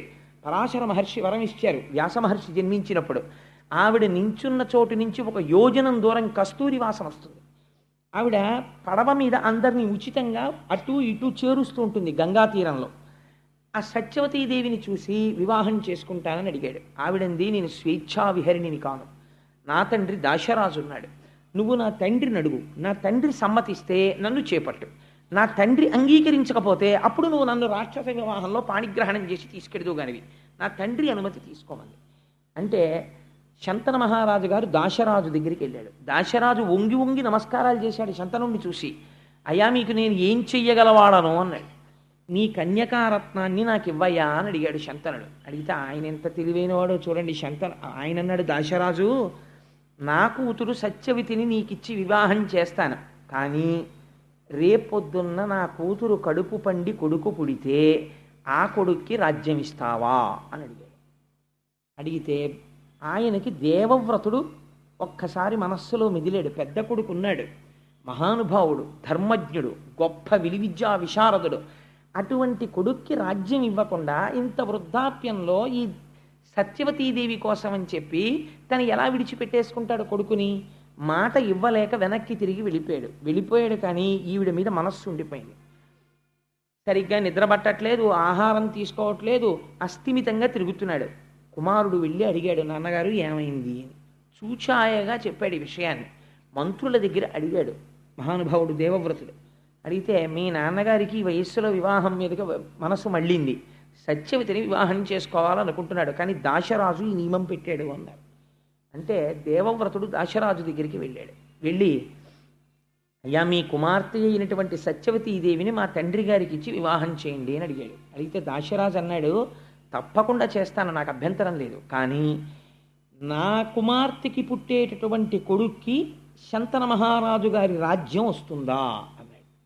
అంటే దేవవ్రతుడు అన్నాడు, తప్పకుండా వస్తుంది, ఎందుకంటే నాకు కదా రావాలి రాజ్యం, నేను రాజ్యాన్ని పరిత్యాగం చేసేస్తున్నాను, నేను తీసుకోను రాజ్యం. మా నాన్నగారి యొక్క కోరిక తీరడం కోసం నీ కుమార్తెను ఆయనకిచ్చి వివాహం చెయ్యండి అన్నాడు. దాశరాజు అన్నాడు, ఇక్కడ వరకు బాగుంది, కానీ రేపు నీకో కొడుకు పుడతాడు, నువ్వు సహజంగా చాలా పరాక్రమవంతుడవు, నీకు పుట్టేటటువంటి కొడుకు చాలా పరాక్రమవంతుడు అవుతాడు. అంత పరాక్రమవంతుడైనటువంటి నీ కొడుకు సత్యవతీదేవికి పుట్టినటువంటి కొడుకు రాజ్యపాలన చేస్తే ఊరుకుంటాడా? వాడి కుత్తుక కత్తిరించి మళ్ళీ రాజ్యానికి వస్తాడు. అందుకని రేపొద్దున్న నీ కొడుకు దగ్గర నుంచి ప్రమాదం రాదని ఏమిటి హామీ అన్నాడు. అంటే ఆ దేవవ్రతుడు ప్రతిజ్ఞ చేశాడు, నీకు ఆ అనుమానం ఉంది కనుక తండ్రి యొక్క మాట నిలబెట్టి తండ్రి యొక్క గౌరవాన్ని, తండ్రి కోరుకున్నటువంటి కోరికని తీర్చలేని కొడుకు ఉంటే ఎంత, ఊడిపోతే ఎంత, మా తండ్రి గారి కోసం నేను భీష్మమైనటువంటి ప్రతిజ్ఞ చేస్తున్నాను, నేను ఇక నుంచి ఏ స్త్రీ యందు కూడా భార్యాభావనతో ప్రవర్తించను, బ్రహ్మచారినై నా జీవితాన్ని పూర్తి చేసేస్తాను అన్నాడు. ఈ ప్రతిజ్ఞ అది సామాన్యమైన ప్రతిజ్ఞ కాదండి, వృద్ధుడైన తండ్రి కోసం ఇటువంటి ప్రతిజ్ఞ చేశాడు. ఈ ప్రతిజ్ఞ చేసేసరికి దేవదుందుబులు మోగి పైనుంచి పుష్పవృష్టి కురిసింది. భీష్మించి ప్రతిజ్ఞ చేశాడు కనుక ఆ రోజు నుంచి ఆయన్ని భీష్ముడు అని పిలిచారు. ఆచరించి చూపించాడు కనుక భీష్మాచార్యుడు అని పిలిచారు. అప్పుడు తండ్రి గారు విని తెల్లబోయాడు. ఎంత త్యాగం చేశావురా, నీకు 2 వరాలు ఇస్తున్నాను. 1, యుద్ధ భూమిలో నువ్వు చేతిలో కోదండం పట్టుకొని ధనస్సు పట్టుకొని ఉండగా నిన్ను దేవేంద్రుడు కూడా ఓడించలేడు. 2, నీకు మరణము లేదు, స్వచ్ఛంద మరణం. నువ్వు కోరుకుంటే వస్తుంది, నువ్వు కోరకపోతే రాదు. అందుకని నీకు ఈ 2 వరాలు ఇస్తున్నానని సత్యవతీదేవితో సంతోషంగా కాలం గడుపుతున్నాడు. ఆయన కంటే వృద్ధాప్యం వచ్చేసినా సరే వెర్రి కోరికలు పుట్టాయి, కానీ కాలుడు ఊరుకుంటాడండి. నాకు ఇప్పుడు వెర్రి కోరిక పుట్టిందండి అంటే ఊరుకుంటాడా? 2 కొడుకులు పుట్టాడు, చిత్రాంగదుడు విచిత్ర వీర్యుడు అని. 2 కొడుకులు పుట్టారు, సంతోషంతో కాలం గడుపుతున్నాడు. మృత్యు వచ్చింది, శంతన మహారాజు గారు మరణించాడు. సత్యవతీదేవికి వైధవ్యం వచ్చింది. ఓన్లే 2 కొడుకులు ఉన్నారు కదా అని సంతోషించింది. ఈ 2 కొడుకుల్లో పెద్దవాడైన చిత్రాంగదుడు ఒకసారి అరణ్యానికి వేటకెళ్ళాడు. వేటకెడితే చిత్రాంగదుడు అన్న పేరున్న గంధర్వుడు కనబడ్డాడు. ఆయన కర్మ కొద్ది. నువ్వన్నా చిత్రాంగదుడు అన్న పేరుతో ఉండాలి, నేనన్నా చిత్రాంగదుడు అన్న పేరుతో ఉండాలి. నువ్వు ఆ పేరు వదులుతావా, నాతో యుద్ధం చేస్తావా? యుద్ధం చేస్తే మన ఇద్దరిలో ఎవరు బతికితే వాళ్ళు ఒక్కడే చిత్రాంగదుడు ఉంటాడు, లేదా పేరు మార్చుకో వెళ్ళిపో అన్నాడు. నేను పేరు మార్చుకోవడం ఏమిటి, మన ఇద్దరం యుద్ధం చేస్తాం, ఎవరు ఉంటే వాళ్ళే చిత్రాంగదుడు అన్నాడు. ఆ చిత్రాంగదుడు గంధర్వుడు యుద్ధం చేశారు. శంతన మహారాజు గారి యొక్క కుమారుడైన చిత్రాంగదుడు మరణించాడు యుద్ధంలో. ఇంకా విచిత్ర వీర్యుడు ఒక్కడే మిగిలాడు. ఎవరి కోసం ప్రతిజ్ఞ చేశాడు భీష్ముడు? ఏ శంతన మహారాజు గారి యొక్క సుఖం కోసం ప్రతిజ్ఞ చేశాడో ఆ శంతన మహారాజు వెళ్ళిపోయాడు. ఆ సత్యవతీదేవి వైధవ్యం పొందింది. పుట్టిన 2 కొడుకుల్లో పెద్దవాడు మరణించాడు. విచిత్ర వీర్యుడు ఎప్పుడూ కాలక్షేపం చేస్తూ భగవంతుని యొక్క స్మరణ లేకుండా సంతోషంగా కాలం గడిపేసేటటువంటి వాడు. ఇప్పుడు వంశము వర్ధిల్లాలి. అందుకని ఇప్పుడు ఆయనకి సరి అయినటువంటి భార్య దొరకాలి విచిత్ర వీర్యుడికి. ఈయన చూస్తే ఎప్పుడూ సుఖ సంతోషాలతో తేలియాడుతుంటాడు. ఈయనకి తగిన భార్యని తేవలసినటువంటి బాధ్యత భీష్ముడి మీద పడింది. చూడండి, ఆ వయస్సులో భీష్మాచార్యుడి చేసినటువంటి ప్రతిజ్ఞ వల్ల ఎన్ని కష్టాలు అనుభవించాడో చూడండి మహానుభావుడు. ఇంత కష్టపడి కాశీరాజుకి 3 కుమార్తెలు, అంబా, అంబిక, అంబాలిక అని. కాశీరాజు స్వయంవరం ప్రకటించాడు. విచిత్ర వీర్యుడు వెళ్ళకపోతే భీష్మాచార్యుల వారు వెళ్ళారు స్వయంవరానికి. వెడితే అక్కడ వాళ్ళందరూ ఆయన్ని చూసి విచిత్రంగా మాట్లాడారు. బ్రహ్మచర్యంలో ఉంటానన్నాడు, ప్రతిజ్ఞ చేశాడు, ఏమిటో భీష్ముడు స్వయంవరానికి వచ్చాడన్నారు. అందరూ చూస్తుండగా నేను పౌరుషంతో రాజులను ఓడించి తీసుకెడుతున్నాను ఈ అంబిక, అంబాలికని. ఎవరైనా మీరు నన్ను ఎదుర్కొనే వాళ్ళు ఉంటే ఎదుర్కోవచ్చు అని 3 చేయి పట్టి రథం ఎక్కించి తీసుకెళ్ళిపోతున్నాడు. రాజులందరూ కలిసి భీష్ముడి మీదకి యుద్ధానికి వచ్చారు. అందరినీ తుత్తునియలు చేసి హస్తినాపురానికి తీసుకొచ్చాడు. తీసుకొచ్చి వివాహానికి కూర్చోబెడుతున్నాడు. అంబ భీష్ముడి దగ్గరికి వెళ్ళింది, మహానుభావ, నీకు తెలియనటువంటి ధర్మం లేదు, నీకు ఒక మాట చెప్తాను. నేను సాళ్వుడనబడేటటువంటి రాజుని ప్రేమించాను, ఆయన కూడా నన్ను ప్రేమించాడు. ఆయన నా యందు పత్నీభావమును పొందాడు. కాబట్టి ఇప్పుడు నేను వేరొక పురుషుడికి భార్యని కావడం అమర్యాద, అలా నేను కాకూడదు. అందుకని నన్ను తీసుకెళ్ళి సాళ్వుడికి అప్పచెప్పేమని. ఒకసారి మనసు లేని స్త్రీ రాజుకి భార్యగా ఉండడానికి వీలు కాదు. అందుకని పరపురుషుని యందు అనురక్తి కలిగినటువంటి స్త్రీని భార్యగా యువతల ఇంట్లో ఉండడం త్రాచుపావుని పెంచుకోవడం లాంటిది. అందుకని నువ్వు నా తమ్ముడికి భార్యగా ఉండడానికి వీలు లేదు, నిన్ను తీసుకెళ్ళి అప్పచెప్పేస్తానని చెప్పి సాళ్వుడి రాజ్యానికి తీసుకెళ్ళి రథంలో పంపించాడు. పంపిస్తే ఈవిడ సాళ్వుడి అంతఃపురంలో ప్రవేశించి ఎంతో సంతోషంగా నేను వచ్చేసానయ్యా, భీష్ముడు నన్ను పంపించాడని. ఆయన అన్నాడు, అంతమంది రాజులు చూస్తుండగా నన్ను కూడా ఓడించి భీష్ముడు ఏనాడు నీ చెయ్యి పట్టి తన రథం ఎక్కించి తీసుకెళ్ళాడో ఆనాడే నువ్వు భీష్ముడి సొత్తు అయిపోయావు. ఇప్పుడు చేతకాని వాడిని భీష్ముడి పెట్టిన భిక్షని భార్యగా స్వీకరించడానికి నీ క్షత్రియుణ్ణి, రాజ్యపాలకుణ్ణి, మహారాజుని, నేను నిన్ను అల్లనన్నాడు. ఎవరు నిన్ను గెలుచుకున్నారో నువ్వు వాళ్ళకే సొత్తు అన్నాడు. ఆవిడ బాధపడుతూ ఒక ఆడదాని బాధ చరిత్రని ఎలా మారుస్తుందో చూడండి. అందుకే చాలా జాగ్రత్తగా ఉండు సుమా. స్త్రీల జోలికి వెళ్ళి నిష్కారణంగా వాళ్ళతో వాళ్ళ మనసు ఖేదపడేటట్టు ప్రవర్తించకు. ఆ స్త్రీ ఒక తపోవనానికి చేరి నేను తపస్సు చేసుకుంటాను, సన్యాసం ఇమ్మంది. అంటే ఋషులు అన్నారు, నువ్వు నిండు యవ్వనంలో ఉన్నావు, నువ్వు వచ్చి ఈ ఆశ్రమాల్లో కూర్చుంటే ఇక్కడ ఉన్న వాళ్ళ తపస్సులు పాడైపోతాయి, లేనిపోని గొడవలు వస్తాయి. అందుకని నువ్వు ఇక్కడ ఉండడానికి వీల్లేదమ్మా, ఇవాళ రాత్రికుండు, రేపటి రోజున నీ నీ మార్గము నువ్వు చూసుకో అన్నారు. పైగా ఇప్పుడు సన్యాసం ఏమిటి, ఉంటే భర్త దగ్గర ఉండాలి, లేకపోతే ఇదేంటి తండ్రి గారి దగ్గర ఉండాలి. అందుకని నీ తండ్రి దగ్గరికి వెళ్ళిపోమన్నారు. నేను నా తండ్రి దగ్గరికి వెళ్ళనంది ఆవిడ అదృష్టం. మరునాడు పొద్దున్న వాళ్ళ తల్లిగారి తండ్రి గారు మాతామహుడు తాతగారు వచ్చాడు. ఆ తాతగారికి తన గోడు వెళ్ళబోసుకుంది. ఆయన అన్నాడు, నేను పరశురాముడికి చాలా అంతేవాసిని, పరశురాముడు భీష్ముడికి గురువు, అందుకని పరశురాముడితోటి భీష్ముడికి చెప్పిస్తాను అన్నాడు. ఈలోగా ఒక పరిచారికుడు వచ్చి, అయ్యా పరశురాముల వారు ఏం చేస్తున్నారన్నాడు. పరశురాముడి దగ్గరికి వెళ్ళి అంబ తన గోడు చెప్పుకుంటే పరశురాముడు విని హృదయం కరిగిపోయి, రేపటి రోజున నేను నిన్ను తీసుకుని హస్తినాపురానికి వెడతాను, భీష్ముణ్ణి పిలిచి తను గెలుచుకున్నాడు కాబట్టి నిన్ను వివాహం చేసుకోమని చెప్తాను అని రథం ఎక్కించి హస్తినాపురానికి తీసుకెళ్ళాడు. హస్తినాపురం బయట విడిది చేసి కబురు చేశాడు భీష్ముడికి.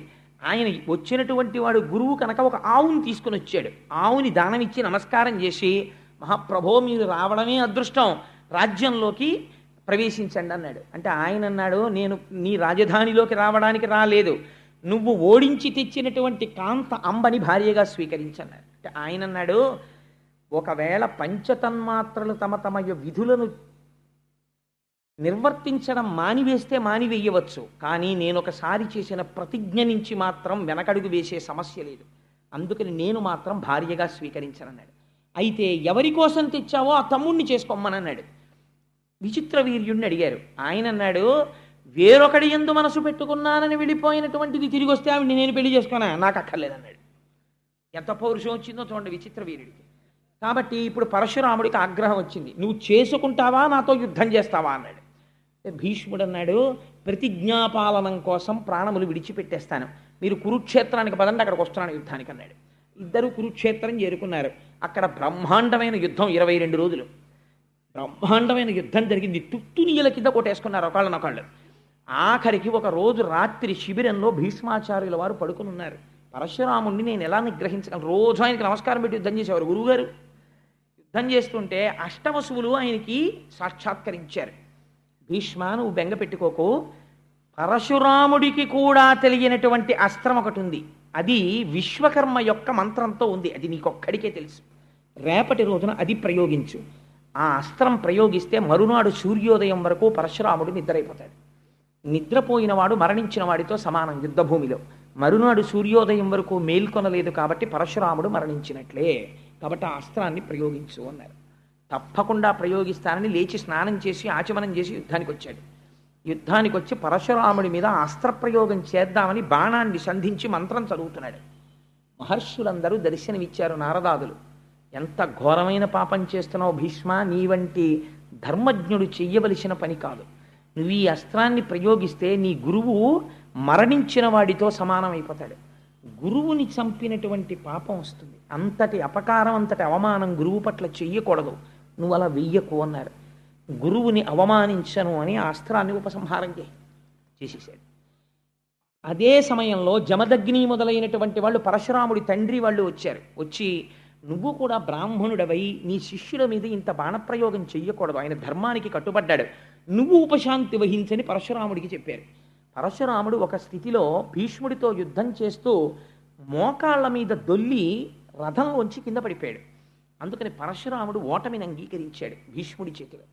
నేను ఓడిపోయినట్టే లెక్క, అంబా ఇంక నిన్ను నేను రక్షించలేను, నువ్వు ఎక్కడ రక్షణ దొరుకుతుందనుకుంటే అక్కడికి వెళ్ళిపోవచ్చు అన్నాడు. నీకు ఎవరి వలన వివాహం అవుతుందనుకుంటే వారిని ఆశ్రయించి అన్నాడు. ఆవిడంది, నాకు ఒక విషయం అర్థమైంది, పరశురాముడు 21 మాటలు భూమండలాన్ని చుట్టూ తిరిగి క్షత్రియుడన్న వాడిని అందరినీ తెగటార్చాడు, అటువంటి పరశురాముడిని ఓడించేశాడు ఈ భీష్ముడు. కాబట్టి భీష్ముడిని ఓడించేవాడు లేడు కాబట్టి నా పెళ్ళవదు కాబట్టి నేను ఒక్క ప్రతీకారం తీర్చుకుంటాను, ఈ భీష్ముడిని చంపుతాను, ఇదే నా ప్రతిజ్ఞ ఇవాళ నుంచి, ఇంకా నాకు వివాహం అక్కర్లేదు, భీష్ముడు ఎలా చనిపోతాడో ఇదొక్కటే నా కోరిక అని ఆవిడ తపస్సు చేయడం మొదలెట్టింది. ఒక చోట అంటారు, ఆవిడ ముందు సుబ్రహ్మణ్యేశ్వర స్వామి వారి గురించి తపస్సు చేసింది. స్కందుడు ప్రత్యక్షం అయ్యాడు. ఏమి నీ కోరిక అన్నాడు. భీష్ముడిని నిగ్రహించాలని. అది నేను చెప్పలేను, భీష్ముడికి వరం ఉంది, చేతిలో ధనస్సు ఉండగా ఎవరూ చంపలేరు, పైగా ధర్మజ్ఞుడు, అందుకని నీకు ఒక పుష్పమాలను ఇస్తాను, ఈ పుష్పమాల మెడలో వేసుకుని ఎవరు యుద్ధం చేస్తే వాళ్ళు భీష్ముడి మీద గెలుస్తారు అన్నారు. ఎందరో రాజుల్ని అడిగింది మెడలో ఈ పుష్పమాల వేసుకుని భీష్ముడితో యుద్ధం చేయమని. మహాధర్మాత్ముడైన భీష్ముడిని ఎందుకు సంహరించాలి, ఎందుకు యుద్ధం చేయాలి, మేము మేము యుద్ధం చేయమన్నారు. ఈ మాల తీసుకెళ్ళి ద్రుపదరాజు గారి ఇంటి రాజద్వారం మీద వేసి మళ్ళీ తపస్సు చేసింది. ఈసారి రుద్రుడు ప్రత్యక్షమయ్యాడు. ఏం కావాలన్నాడు. అంటే భీష్ముడిని సంహరించాలంది. నీకు ఈ జన్మలో ఆ కోరిక తీరదు, వచ్చే జన్మలో తీరుతుంది, కాబట్టి నీ శరీరం విడిచిపెట్టి వేరే జన్మ తీసుకోమన్నాడు. యోగాగ్నిలో శరీరం వదిలేసి మళ్ళీ పుట్టింది. మళ్ళీ పుట్టినప్పుడు ఆడదై పుట్టింది. మళ్ళీ ఆడదై పుడితే భీష్ముడు యుద్ధం చేయడు, అందుకని మగవాడిగా మారాలి. మళ్ళీ తపస్సు చేసింది, మళ్ళీ తపస్సు చేసి మగవాడిగా మారింది, అందుకని శిఖండి. అందుకే ఎంతకి వదిలిపెట్టకుండా ప్రాణం తీసేస్తున్నారు అనుకోండి, అంటాం వీడెక్కడ దొరికాడు రా, నాకు శిఖండిలో దొరికాడు అంటాం. ఆ శిఖండి వెనక అంత కథ ఉంది. ఆ శిఖండి ద్రుపదుడికి కుమారుడిగా జన్మించాడు. ఆ ద్రుపదుడికి ఇంట్లో జన్మించి పెరిగి పెద్దవాడవుతున్నాడు. పాండవ పక్షంలోకి చేరాడు. మహానుభావుడు భీష్ముడికి ఎంత అగ్ని పరీక్షలు వచ్చాయో తెలుసా అండి జీవితంలో. ఇంత కష్టపడి విచిత్రవీర్యుడికి అంబిక అంబాలికనిచ్చి వివాహం చేశాడు. ఇద్దరినీ వివాహం చేసిన తర్వాత విచిత్రవీర్యుడికి క్షయవ్యాధి వచ్చి చచ్చిపోయాడు. చచ్చిపోతే అంబిక అంబాలిక విధవలైపోయారు, వంశం ఆగిపోయింది. దాశరాజు ఏ సింహాసనం కోసమని సత్యవతీదేవికి పుట్టినటువంటి కొడుకులకి రాజ్యం ఇమ్మన్నాడో ఆ కొడుకులు ఇప్పుడు లేనేలేరు, మనవలు లేరు, ఆగిపోయింది. ఆగిపోతే ఆ సత్యవతీదేవే భీష్ముడిని పిలిచి భీష్మ, వంశం ఆగిపోయింది, యుగధర్మాన్ని అనుసరించి ఇది తప్పు కాదు, నా కోడళ్ళైనటువంటి అంబిక అంబాలికల యందు వాళ్ళు ఋతుస్నానము చేసిన తర్వాత నువ్వు సంగమిస్తే మళ్ళీ వంశము నిలబడుతుంది, వంశము కోసమని అలా సంగమించవచ్చు, దోషం లేదు, అందుకని నువ్వు సంగమించు అత్తగారి అనుగ్రహంతో ధర్మబద్ధమైతే అని అడిగింది ఆవిడ. అంటే దాని ఎందుండేటటువంటి ధర్మ సూక్ష్మం వేరు. ఇప్పుడు నేను దేవీ భాగవతం మాట్లాడటం లేదు కదా. 8 రకాల కొడుకులు ఉంటారు, ఆ కొడుకులు ఏమిటి, ఎలా వస్తారు, అది ఎలా ధర్మం అవుతుంది, ఇవన్నీ దేవీ భాగవతం అయితే చెప్పాలి. ఇప్పుడు ఎందుకు ఆలరంతా నాకు. అందుకని ఈ మాట చెప్తే భీష్ముడు అన్నాడు, అమ్మా నేను ప్రతిజ్ఞ చేశాను ఆనాడే, నేను ఏ స్త్రీ ఎందు కూడా అలా ప్రవర్తించను, నేను బ్రహ్మచర్య నిష్ఠ యందు ఉన్నవాడను, అందుకని వంశము లేకపోతే నేనేమీ చెయ్యలేను, కానీ నేను మాత్రం అలా ప్రవర్తించను. దీనికి ఒక్క పరిష్కారం, ఎవరైనా బ్రహ్మజ్ఞాన సంపన్నుడై కేవలము వరకటాక్షము కోసమని సంగమించడము తప్ప శరీరమునందు అటువంటి కోరిక లేని ఒక బ్రాహ్మణుణ్ణి, ఒక బ్రహ్మజ్ఞానిని వేడుకో అన్నాడు. అంటే అప్పుడు వ్యాసుణ్ణి ప్రార్థన చేసింది. సరే, ఆ తర్వాత కథ మీకు తెలుసు. పాండవులు పుట్టడం, పాండురాజు గారు పుట్టడం, విదురుడు పుట్టడం, ధృతరాష్ట్రుడు పుట్టడం, దాసికి విదురుడు పుట్టడం, అలా వాళ్ళు ముగ్గురు పుట్టడం, తర్వాత కథ నడిచింది. ఆ తర్వాత ఎక్కడికి వచ్చేసింది, ఇన్ని తరాలు మారిపోతున్నాయి. ధృతరాష్ట్రుడు పుట్టాడు, పాండురాజు పుట్టాడు, పాండురాజు మళ్ళీ మరణించాడు, పాండురాజు యొక్క పిల్లలు పుట్టేశారు పాండవులు, ధృతరాష్ట్రుడికి దుర్యోధనాదులు జన్మించారు. ఇంతమందిని సాకుతూ తాతగారై గడ్డాలు నిరిచిపోయి జుత్తు నిరిచిపోయి మహాధర్మజ్ఞుడై మహానుభావుడు వీళ్ళందరికీ విలువిద్య నేర్పించి ద్రోణాచార్యుల్ని గురువుగా పెట్టి అలా ఆ వంశాన్ని సాకుతూ నడిపిస్తూనే ఉన్నాడు భీష్ముడు. మాత్రం ఆయన కళ్ళ ముందే బ్రహ్మాండమైనటువంటి కలహం బయలుదేరింది, కౌరవులకు పాండవులకు. కౌరవులు అనడానికి కూడా వీల్లేదు, ఎందుకంటే పాండవులు కూడా కౌరవులే, భీష్ముడు కూడా కౌరవుల్లో వాడే, కురుచక్రవర్తి యొక్క సంతానం. అందుకని పాండురాజు యొక్క పుత్రులకు ధృతరాష్ట్రుని యొక్క పుత్రులకు కలహం బయలుదేరింది. బయలుదేరినప్పుడు ఇంత ధర్మజ్ఞుడైనటువంటి భీష్ముడు, ఇంత ధర్మం తెలుసున్న భీష్ముడు కురుక్షేత్ర సంగ్రామం జరిగినప్పుడు మాత్రం పాండవ పక్షమునకు వెళ్ళలేదు, కౌరవ పక్షంలో దుర్యోధనుడి యొక్క పక్షంలో ఉండిపోయాడు. అలా ఎందుకు ఉండిపోవలసి వచ్చింది? నిజంగా భీష్ముడే కానీ ఒకవేళ పాండవ పక్షంలోకి వెళ్ళిపోతున్నాను అని అన్నాడు అనుకోండి, అసలు కురుక్షేత్ర యుద్ధం లేదు కదండి. దుర్యోధనుడు ఎవరిని చూసుకుని దిగాడు? ఇద్దరిని చూసుకుని దిగాడు. ఒకటి భీష్ముడు, 2 కర్ణుడు. వీళ్ళిద్దరికీ సంవాదం వచ్చింది. సర్వసైన్యాధిపత్యం ఇచ్చేటప్పుడు భీష్ముడు బతికున్నంత కాలం నేను అసలు యుద్ధభూమికి రానన్నాడు కర్ణుడు. అక్కడే అమంగళం. కాబట్టి ఏమైపోయింది, భీష్ముడిని చూసుకుని యుద్ధానికి వెళ్ళాడు. అటువంటి భీష్ముడు పాండవుల వైపుకి వెళ్ళిపోయాడు అనుకోండి, ఎన్నో మాటలు ధర్మం చెప్పాడు. మహానుభావుడయ్యా, అర్జునుణ్ణి ఎవరు గెలవలేరు, పాండవుల పట్ల ధర్మం ఉంది, వాళ్ళు నెగ్గుతారని చెప్పాడు. అటువంటి భీష్ముణ్ణి దుర్యోధనుడు పట్టుకుని వేలాడవలసినటువంటి అవకాశం ఇవ్వకుండా పాండవ పక్షానికి వెళ్ళిపోయి ఉంటే అసలు కురుక్షేత్రం జరిగేది కాదు కదా. భీష్ముడు ఎందుకు వెళ్ళలేదు? ఒకటవ ప్రశ్న. 2, అట్లాంటి భీష్ముణ్ణి అలాగ ముళ్ళపంది ఎలా అయితే ముళ్ళతో ఉంటుందో అలా అంగుళం మాత్రం చోటు లేకుండా అన్ని బాణాలతో కృష్ణుడు ఎందుకు కొట్టించాడు? ఎందుకంటే భీష్మంచ ద్రోణంచ జయద్రథంచ అని గీతలో చెప్పాడు. నేనే సంహరిస్తున్నానని చెప్పాడు. భీష్ముణ్ణి అన్ని బాణాలతో ఎందుకు కొట్టాడు? ఈ 2 భీష్మాచార్యుల వారి జీవితానికి సంబంధించి చాలా గహనమైనటువంటి ప్రశ్నలు. అలా కొట్టడానికి ఒక కారణం ఉంది. నేను దేనికైనా సరే ప్రపంచంలో ఆలంబనం ఏమిటో తెలుసా అండి? ధర్మమే. భీష్ముడు తన జీవితం మొత్తం మీద ఒక్కసారే ధర్మం తప్పాడు. అది కూడా పూర్తిగా ధర్మం తప్పాడు అని చెప్పడం కూడా కుదరదు. ధర్మం తప్పాడా తప్పలేదా అని చెప్పడానికి వీలు లేని రీతిలో ఒకసారి మాట్లాడాడు. ఎప్పుడు మాట్లాడాడు అంటే, ధర్మరాజు గారికి శకునికి ద్యూత క్రీడ జరుగుతున్నప్పుడు శకుని మధువుని సేవించి ఉండడంలో మరిచిపోయి ముందు ధర్మరాజుని ఒడ్డాడు. ధర్మరాజుని నిన్ను నువ్వు పణంగా పెట్టుకో అన్న తర్వాత ధర్మరాజు ఓడిపోయాక గుర్తొచ్చింది శకునికి, నీ భార్య ఉంది కదా ద్రౌపది, ఆవిడ్ని ఒడ్డు అన్నాడు. అప్పటికే ధర్మరాజు శకునికి దాస్యంలోకి వెళ్ళిపోయిన ధర్మరాజు వడ్డమన్న శకునికి వెడుతుంది కానీ దోషం వడ్డిన నాకు పట్టదని చెప్పి ఇప్పుడు నాకు శకుని యజమాని, నేను ఆయనకి దాసుణ్ణి, దోషం ఆయనకి ఎడుతుందని ద్రౌపదిని ఒడ్డి మళ్ళీ ఓడిపోతే దుశ్శాసనుడు రజస్వల అయినటువంటి ద్రౌపదీదేవిని సభలోకి ఈడ్చుకొచ్చి ఒలువలు ఊడుస్తుంటే ఆవిడ ఒక ప్రశ్న వేసింది పేర్లు చెప్పి. ఈ సభలో భీష్మద్రోణులు ఉన్నారు, వాళ్ళకి ధర్మం తెలుసు. నన్నోడి తన్నోడెనా, తన్నోడి నన్నోడెనా, ధర్మం చెప్పమని అడిగారు. భీష్ముడు పెద్ద సంకటంలో పడ్డాడు. భీష్ముడు నోరు విప్పి మాట్లాడి, ధర్మరాజు చేసినది దోషమే, ఓడిపోయిన ధర్మరాజుకి ద్రౌపదిని ఒడ్డేటటువంటి అధికారము లేదు అని అంటే వెంటనే ద్రౌపదీదేవి మహాపతివ్రత, ఆవిడ శపిస్తే కౌరవులు ధృతరాష్ట్రుని యొక్క సంతానమంతా నశించిపోతారు. ఇంత కష్టపడి పెంచి పోషించాడు వీళ్ళందరినీ, తన కళ్ళ ముందు పోతారు. అందుకని పోని చెప్పకుండా ఉందామంటే ఎదురుగుండా ఒక మానవతి, ఒక మహాపతివ్రతకి వలువలు ఉడుస్తున్నారు. కాబట్టి ఏం చెప్పాలో అర్థం కాలేదు. తెలిసి చెప్పాడా తెలియక చెప్పలేదా అన్నది తెలియకుండా ఒక మాట అని ఊరుకున్నాడు. ధర్మరాజంతటి వాడే నేను ఓడిపోయానని ఒక మాట అన్నాడు. ఈ స్థితిలో ఏది ధర్మము అన్నది చెప్పడం కొంచెం కష్టం ద్రౌపది అన్నాడు. అలా ధర్మము తెలిసి చెప్పకపోవడం కూడా ధర్మాచరణమునందు వైక్లభ్యమే. ఈ దోషమునకు కొట్టవలసి వచ్చింది. అందుకని బాణాలతో కొట్టారు. ధర్మాచరణం అంటే ఎంత గహనంగా ఎంత కష్టంగా ఉంటుందో చూడండి. ఇంతటి మహానుభావుడు యుద్ధానికి వచ్చాడు కురుక్షేత్రంలో. వస్తే దుర్యోధనుడితో ఒక మాట చెప్పాడు, నువ్వు పాండవుల వైపు ఉన్నటువంటి వాళ్ళల్లో ఎవరినైనా సరే అడుగు, తలకాయ తీసేస్తాను, పాండవుల జోలికి మాత్రం నేను వెళ్ళనన్నాడు.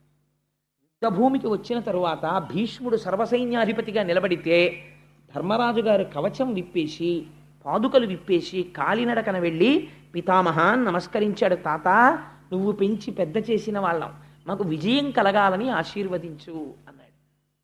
అంటే భీష్ముడు అన్నాడు, నువ్వు ఇలా వచ్చి ఉండకపోతే నేను శపించి ఉండేవాడిని. నీ గౌరవానికి పొంగిపోయాను.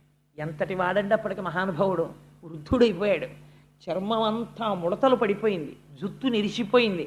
తన కళ్ళ ముందు తన వాళ్ళు దెబ్బలాడుకుంటున్నారు, తనే సర్వసైన్యాధిపతి అయి నిలబడ్డాడు. మీ 5గురు జోలికి రాను కానీ అంటే ఆయన అన్నాడు, తాత నువ్వు రావక్కర్లేదు, కానీ నీకు స్వచ్ఛంద మరణం వరం ఉంది. యుద్ధంలో నువ్వు ధనస్సు పట్టగా ఎవరూ కొట్టలేరు, నువ్వు యుద్ధంలో ఉంటే ఎలాగ తాత అని చేతులు నలిమాడు. ఇప్పుడు ఆ విషయం అడక్కు, కొన్నాళ్ళు పోయాక కనపడ చూద్దాం వెళ్ళాను. మా యోగక్షేమాలు మాత్రం దృష్టిలో పెట్టుకో తాత అని వెళ్ళిపోయాడు ధర్మరాజు. వెళ్ళిపోతే రోజు యుద్ధం చేసేవాడు, ఇంటికి వచ్చేవాడు. దుర్యోధనుడు వచ్చి సూటి పోటీ మాటలు ములుకులతో పొడిచినట్టు మాట్లాడేవాడు భీష్ముణ్ణి. అంత గొప్పవాడివని యుద్ధంలో దిగాను, ఎంతమందిని చంపావు, ఏం చేశావు, నువ్వు తలుచుకుంటే అర్జునుడిని చంపలేవా, నువ్వు కావాలని వెనకేసుకొస్తున్నావు, నువ్వు పాండవ పక్షపాతివి అని పాపం ఆ వయస్సులో అన్ని మాటలు పడి పడుకుని ఒకరోజు 9వ రోజు అనుకుంటాను కురుక్షేత్రంలో దుర్యోధన ఇవాళ భీష్ముడంటే ఏమిటో చూద్దుగాలి యుద్ధంలో ఇవాళ చూపిస్తాను భీష్ముడంటే ఏమిటో అన్నాడు.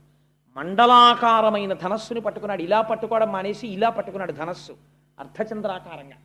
ఆ రోజు భీష్ముడు వేసిన బాణాలు కనపడ్డాయి తప్ప భీష్ముడు కనపడలేదు. కొన్ని వేల మందిని తెగటార్చేశాడు. కురుక్షేత్రం అంతా ఎక్కడ చూసినా తెగిపోయిన కాళ్ళు చేతులు ఏనుగులు. భీష్మపర్వం చదవాలి. పడిపోతే పాండవులు గజ గజ గజ గజ గజ గజ వణికిపోయారు. అర్జునుడిని పంపించారు భీష్ముడి మీద యుద్ధానికి. పంపిస్తే అర్జునుడు యుద్ధానికి వచ్చాడు. వస్తే ఆ రోజున భీష్ముడు చేశాడు యుద్ధం. గమ్మత్తైన ప్రతిజ్ఞ చేశాడు. సర్వసైన్యాధిపత్యంలోకి వెళ్ళి తీసుకున్నాడు. తీసుకుని ఆయనకి అభిషేకం చేశారు సర్వసైన్యాధిపతిగా. చేస్తే దూతలు వచ్చి చెప్పారు కృష్ణ పరమాత్మ ప్రతిజ్ఞ చేశారు అర్జునుడికి సారథ్యం చేస్తాట, చేత్తో ధనస్సు పట్టుకోట, ఏ విధమైనటువంటి అస్త్రశస్త్రములను పట్టను అని ప్రతిజ్ఞ చేశాడన్నాడు. భీష్ముడు అన్నాడు నేను ప్రతిజ్ఞ చేస్తున్నాను సర్వసైన్యాధికారిగా, కృష్ణుడి చేత అస్త్రం పట్టిస్తానన్నాడు. కృష్ణుడు పరమాత్మ అని భీష్ముడికి తెలుసు. అటువంటి కృష్ణుడితో అస్త్రం పట్టిస్తానన్నాడు. పట్టను అని కృష్ణుడు అన్నాడు. ఇప్పుడు ఈశ్వరుడి ప్రతిజ్ఞ నెరవేరుతుందా భక్తుడి ప్రతిజ్ఞ నెరవేరుతుందా? ఆ రోజు అర్జునుడు ఎదురొస్తే కొట్టాడు బాణాలు. భీష్మాచార్యుల వారు ఎన్ని ధనస్సులు తీసుకున్నా విరిగిపోయాయి. ఇంత సవ్యసాచి ఇంత కవ్వడి కొట్టిన బాణాలకి కృష్ణ పరమాత్మ కవచం పిట్లిపోయింది. పిట్లిపోయి మోదుగ చెట్టును కొట్టినట్టు కొట్టేశాడు కృష్ణుణ్ణి. వెనక్కి తిరిగి చూశాడు, నెత్తురు ఏరుల కింద పారిపోతోంది అర్జునుడి శరీరంలోంచి. కృష్ణుడు ప్రతిజ్ఞ మరిచిపోయి ఒక్కసారి చక్రం పట్టుకుని దూకేశాడు, సంప్రోతన పారేస్తాను భీష్ముడిని. అప్పుడు భీష్ముడు కోదండాన్ని పక్కన పెట్టి నమస్కరించాడు. చూసావా లొంగిపోయావు, నా నిన్ను నమ్ముకున్న భక్తుడి కోసం ధనస్సు పక్కన పెట్టేశావు అని నమస్కరించాడు. 10 రోజుల యుద్ధం పూర్తయిపోయిన తర్వాత ధర్మరాజు గారు కృష్ణుణ్ణి పిలిచి అన్నాడు, పితామహుడు యుద్ధం చేస్తుంటే ఇంకా యుద్ధం చెయ్యలేము, ఆయన సామాన్యుడు కాడు, అరివీర భయంకరుడు, ఎలా ఆయన్ని యుద్ధం నుంచి ఆపడమని అడిగితే కృష్ణ పరమాత్మ అన్నారు, దీనికి ఒక్కటే పరిష్కారం, నువ్వు చెప్పులు విప్పేసి కవచం తీసేసి శిరస్త్రాణం తీసేసి 5గురు పాండవులు నేను కలిసి భీష్ముడి శిబిరానికి వెళ్ళి నమస్కారం చేసి ఆయన్ని అడుగుదామన్నారు. సరే పదండి అన్నారు. ఎంత ఆశ్చర్యం చూడండి, ఏ మనవడు అడగకూడని ప్రశ్న. ధర్మరాజు గారు వెళ్ళి నమస్కారం చేస్తే ఒక్క మీకు సమర్థిస్తూ యుద్ధం చేయమని అడగడం తప్ప ఇంకేదైనా కోరుకో, ఇంత రాత్రి వేళ పాదచారి అయి ఎందుకు వచ్చావు ధర్మజ అని అడిగాడు. తాత ఇలా అడిగానని ఏమనుకోవద్దు, నువ్వు అసలు ఎలా చచ్చిపోతావు తాత అని అడిగాడు. ఎంత దారుణమైన మాట అండి ప్రపంచంలో ఇది. అసలు తాత నువ్వు ఎలా మరణిస్తావు అని అడిగాడు. అడిగితే అప్పుడు నవ్వి అన్నాడు, నా చేతిలో ధనస్సు ఉన్నంతకాలం నేను మరణించను. మనవడి యొక్క ప్రజ్ఞ చూసి పొంగిపోయాను అర్జునుడు వేసిన బాణాలకి. నా ధనస్సు పక్కన పెట్టాలంటే కొన్ని సందర్భాల్లోనే పెడతాను. రథం మీద స్త్రీ వచ్చి బాణం వేస్తే నేను ధనస్సు పక్కన పెట్టేస్తాను. ఎవరిదైనా పతాకం కిందకి జారిపోతే నేను యుద్ధం చేయను. వెన్నిచ్చి పారిపోతుంటే యుద్ధం చేయను. ఆడదిగా పుట్టి మగవాడిగా మారినటువంటి వాడు యుద్ధానికి వస్తే యుద్ధం చేయను. ఇందులో స్త్రీని పట్టుకుని యుద్ధానికి వచ్చేంత అవలక్షణం మీ దగ్గర లేదు. మీరు నాకు వెన్నిచ్చి చూపించి పారిపోరు, మీలో ఎవరి పతాకం కిందకి జారిపోదు. కాబట్టి మీకున్న అవకాశం ఒక్కటే, మీ పక్షంలో నామరణం కోసం తపస్సు చేసిన శిఖండి ఉన్నాడు. ఆ శిఖండిని అర్జునుడి రథానికి ముందు నించోపెట్టండి. నించోపెడితే శిఖండి బాణాలు వేస్తే నేను ధనస్సు పక్కన పెట్టేస్తాను. ధనస్సు పక్కన పెట్టేశాను కాబట్టి నేను మళ్ళీ బాణం వెయ్యను కాబట్టి వెనక నుంచి అర్జునుడితో బాణ పరంపర కురిపించి నా శరీరాన్ని డుల్లగొట్టేయండి అన్నాడు. అలాగే తాత అని వెళ్ళిపోయాడు. వెళ్ళిపోతే ఏడ్చాడండి అర్జునుడి శిబిరంలో. మహానుభావుడు తండ్రి లేక మేము ఏడుస్తుంటే ఆ రోజుల్లో మాకు నాన్న అని ఎవరిని పిలవాలో తెలియక మా పట్ల అంత ప్రేమతో ఉన్న భీష్ముడి దగ్గరికి వెళ్ళి కౌరవులు మమ్మల్ని బాధ పెడుతుంటే నాన్న అని తెలియక మేము పిలిస్తే నేను నాన్నని కాను నాన్న తాతని అని ఆయన ఒడిలో కూర్చోపెట్టుకుని మాకు గోరు ముద్దలు తినిపించాడు. మమ్మల్ని పెంచి పెద్ద చేశాడు. సర్వకాలముల యందు మా ఉన్నతిని కోరాడు. మాకు ఆశీర్వచనం చేశాడు. మాకు విలువిద్య నేర్పాడు. మాకు ద్రోణుణ్ణి గురువుగా పెట్టాడు. అంతటి మహాపురుషుడు ఇవాళ వృద్ధుడైపోయాడు. తండ్రి కోసమని ప్రతిజ్ఞ చేశాడు. సర్వం త్యాగం చేసేశాడు. అంతటి ధర్మమూర్తి అయి తన వంశాన్ని చూసుకోవాలని ఇంతకాలం నిలబడిపోయాడు. అటువంటి వాణ్ణి సవ్యసాచినై గాంధీవం పట్టుకుని శిఖండిని అడ్డు పెట్టుకుని ఆయన మీద బాణపరంపర కొడుతుంటే ఆయన ఒంట్లోంచి నెత్తురు కారిపోతుంటే నే కొట్టగలనా అన్నయ్య అని అడిగాడు. కొట్టక తప్పదురా, కొట్టవలసిందే ధర్మం కోసం, కొట్టు తప్పదన్నాడు కృష్ణుడు. దానికి వచ్చారు. వచ్చిన తర్వాత శిఖండిని ఎదురుపెట్టి తీసుకొచ్చారు. తీసుకొస్తే ఆయన ధనస్సు పక్కన పెట్టేశాడు.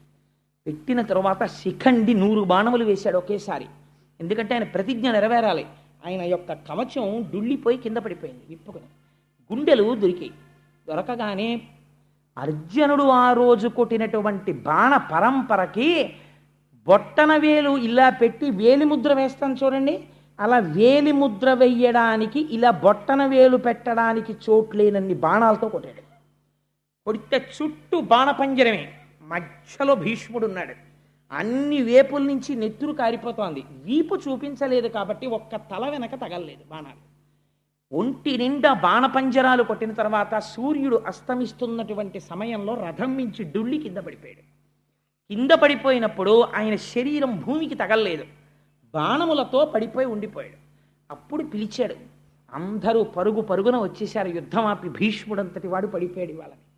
పడిపోతే అప్పుడు అడిగాడు, అయిపోయింది నా సమయం, స్వచ్ఛంద మరణాన్ని కోరాను. కానీ అప్పుడు గుసగుసలు వినపడ్డాయి. ఇంతటి భీష్ముడికి దక్షిణాయనంలో మరణమా? లేదు, నేను ఇంకా బ్రతికే ఉన్నాను. ఉత్తరాయణం వరకు నా శరీరం విడిచిపెట్టను.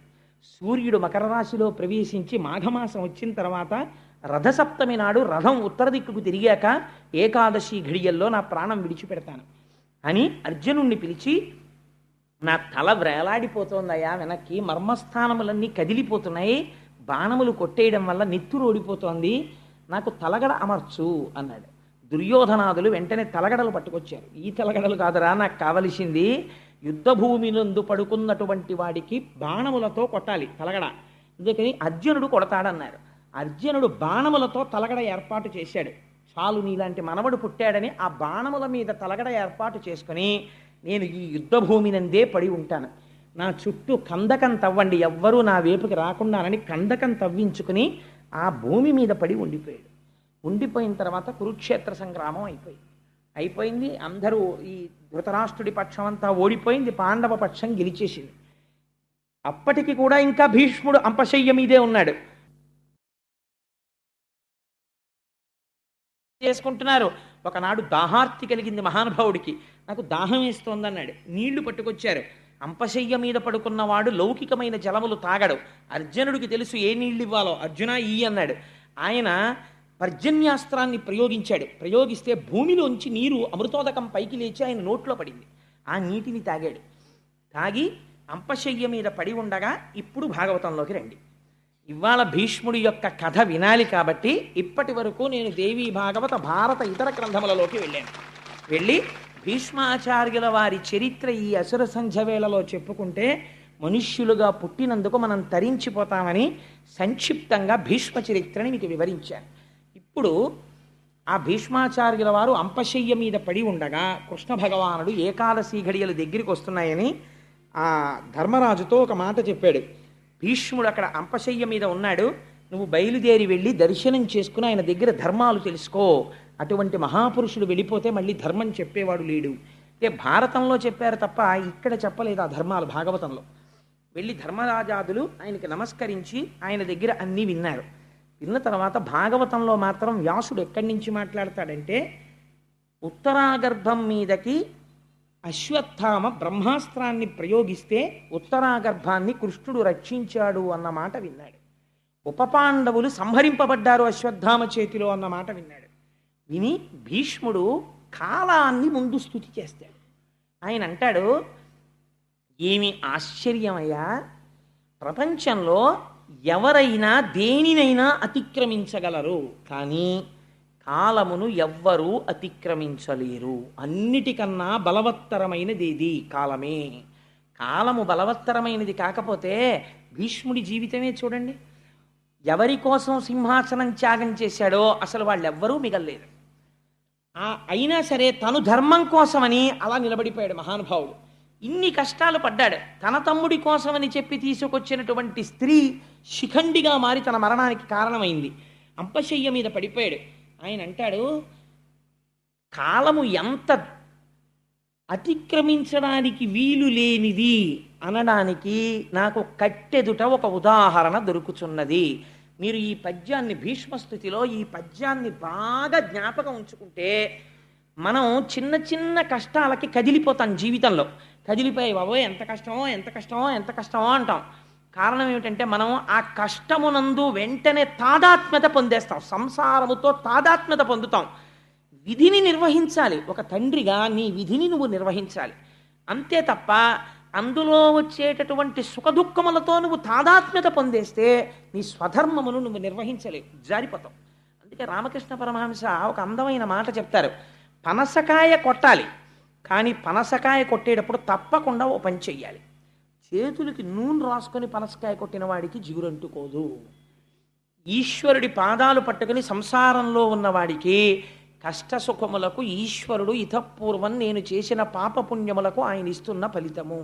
కాబట్టి వేరొకసారి నా వలన అటువంటి పాపములు జరగకుండుగాక అని నిలబడిపోతాడు తప్ప లోకుల్నంగని మెచ్చని ఎలుగని లోలోన నిందింపని చీకాకున్బడని మహాత్ముడని జేలొగ్గని మూకీభావమునం తిట్టని త్రోయని నీ కారుణ్యము కలిగి ఉండి నేను అంతే చాలును శంకర అంటాడు దుర్జటి.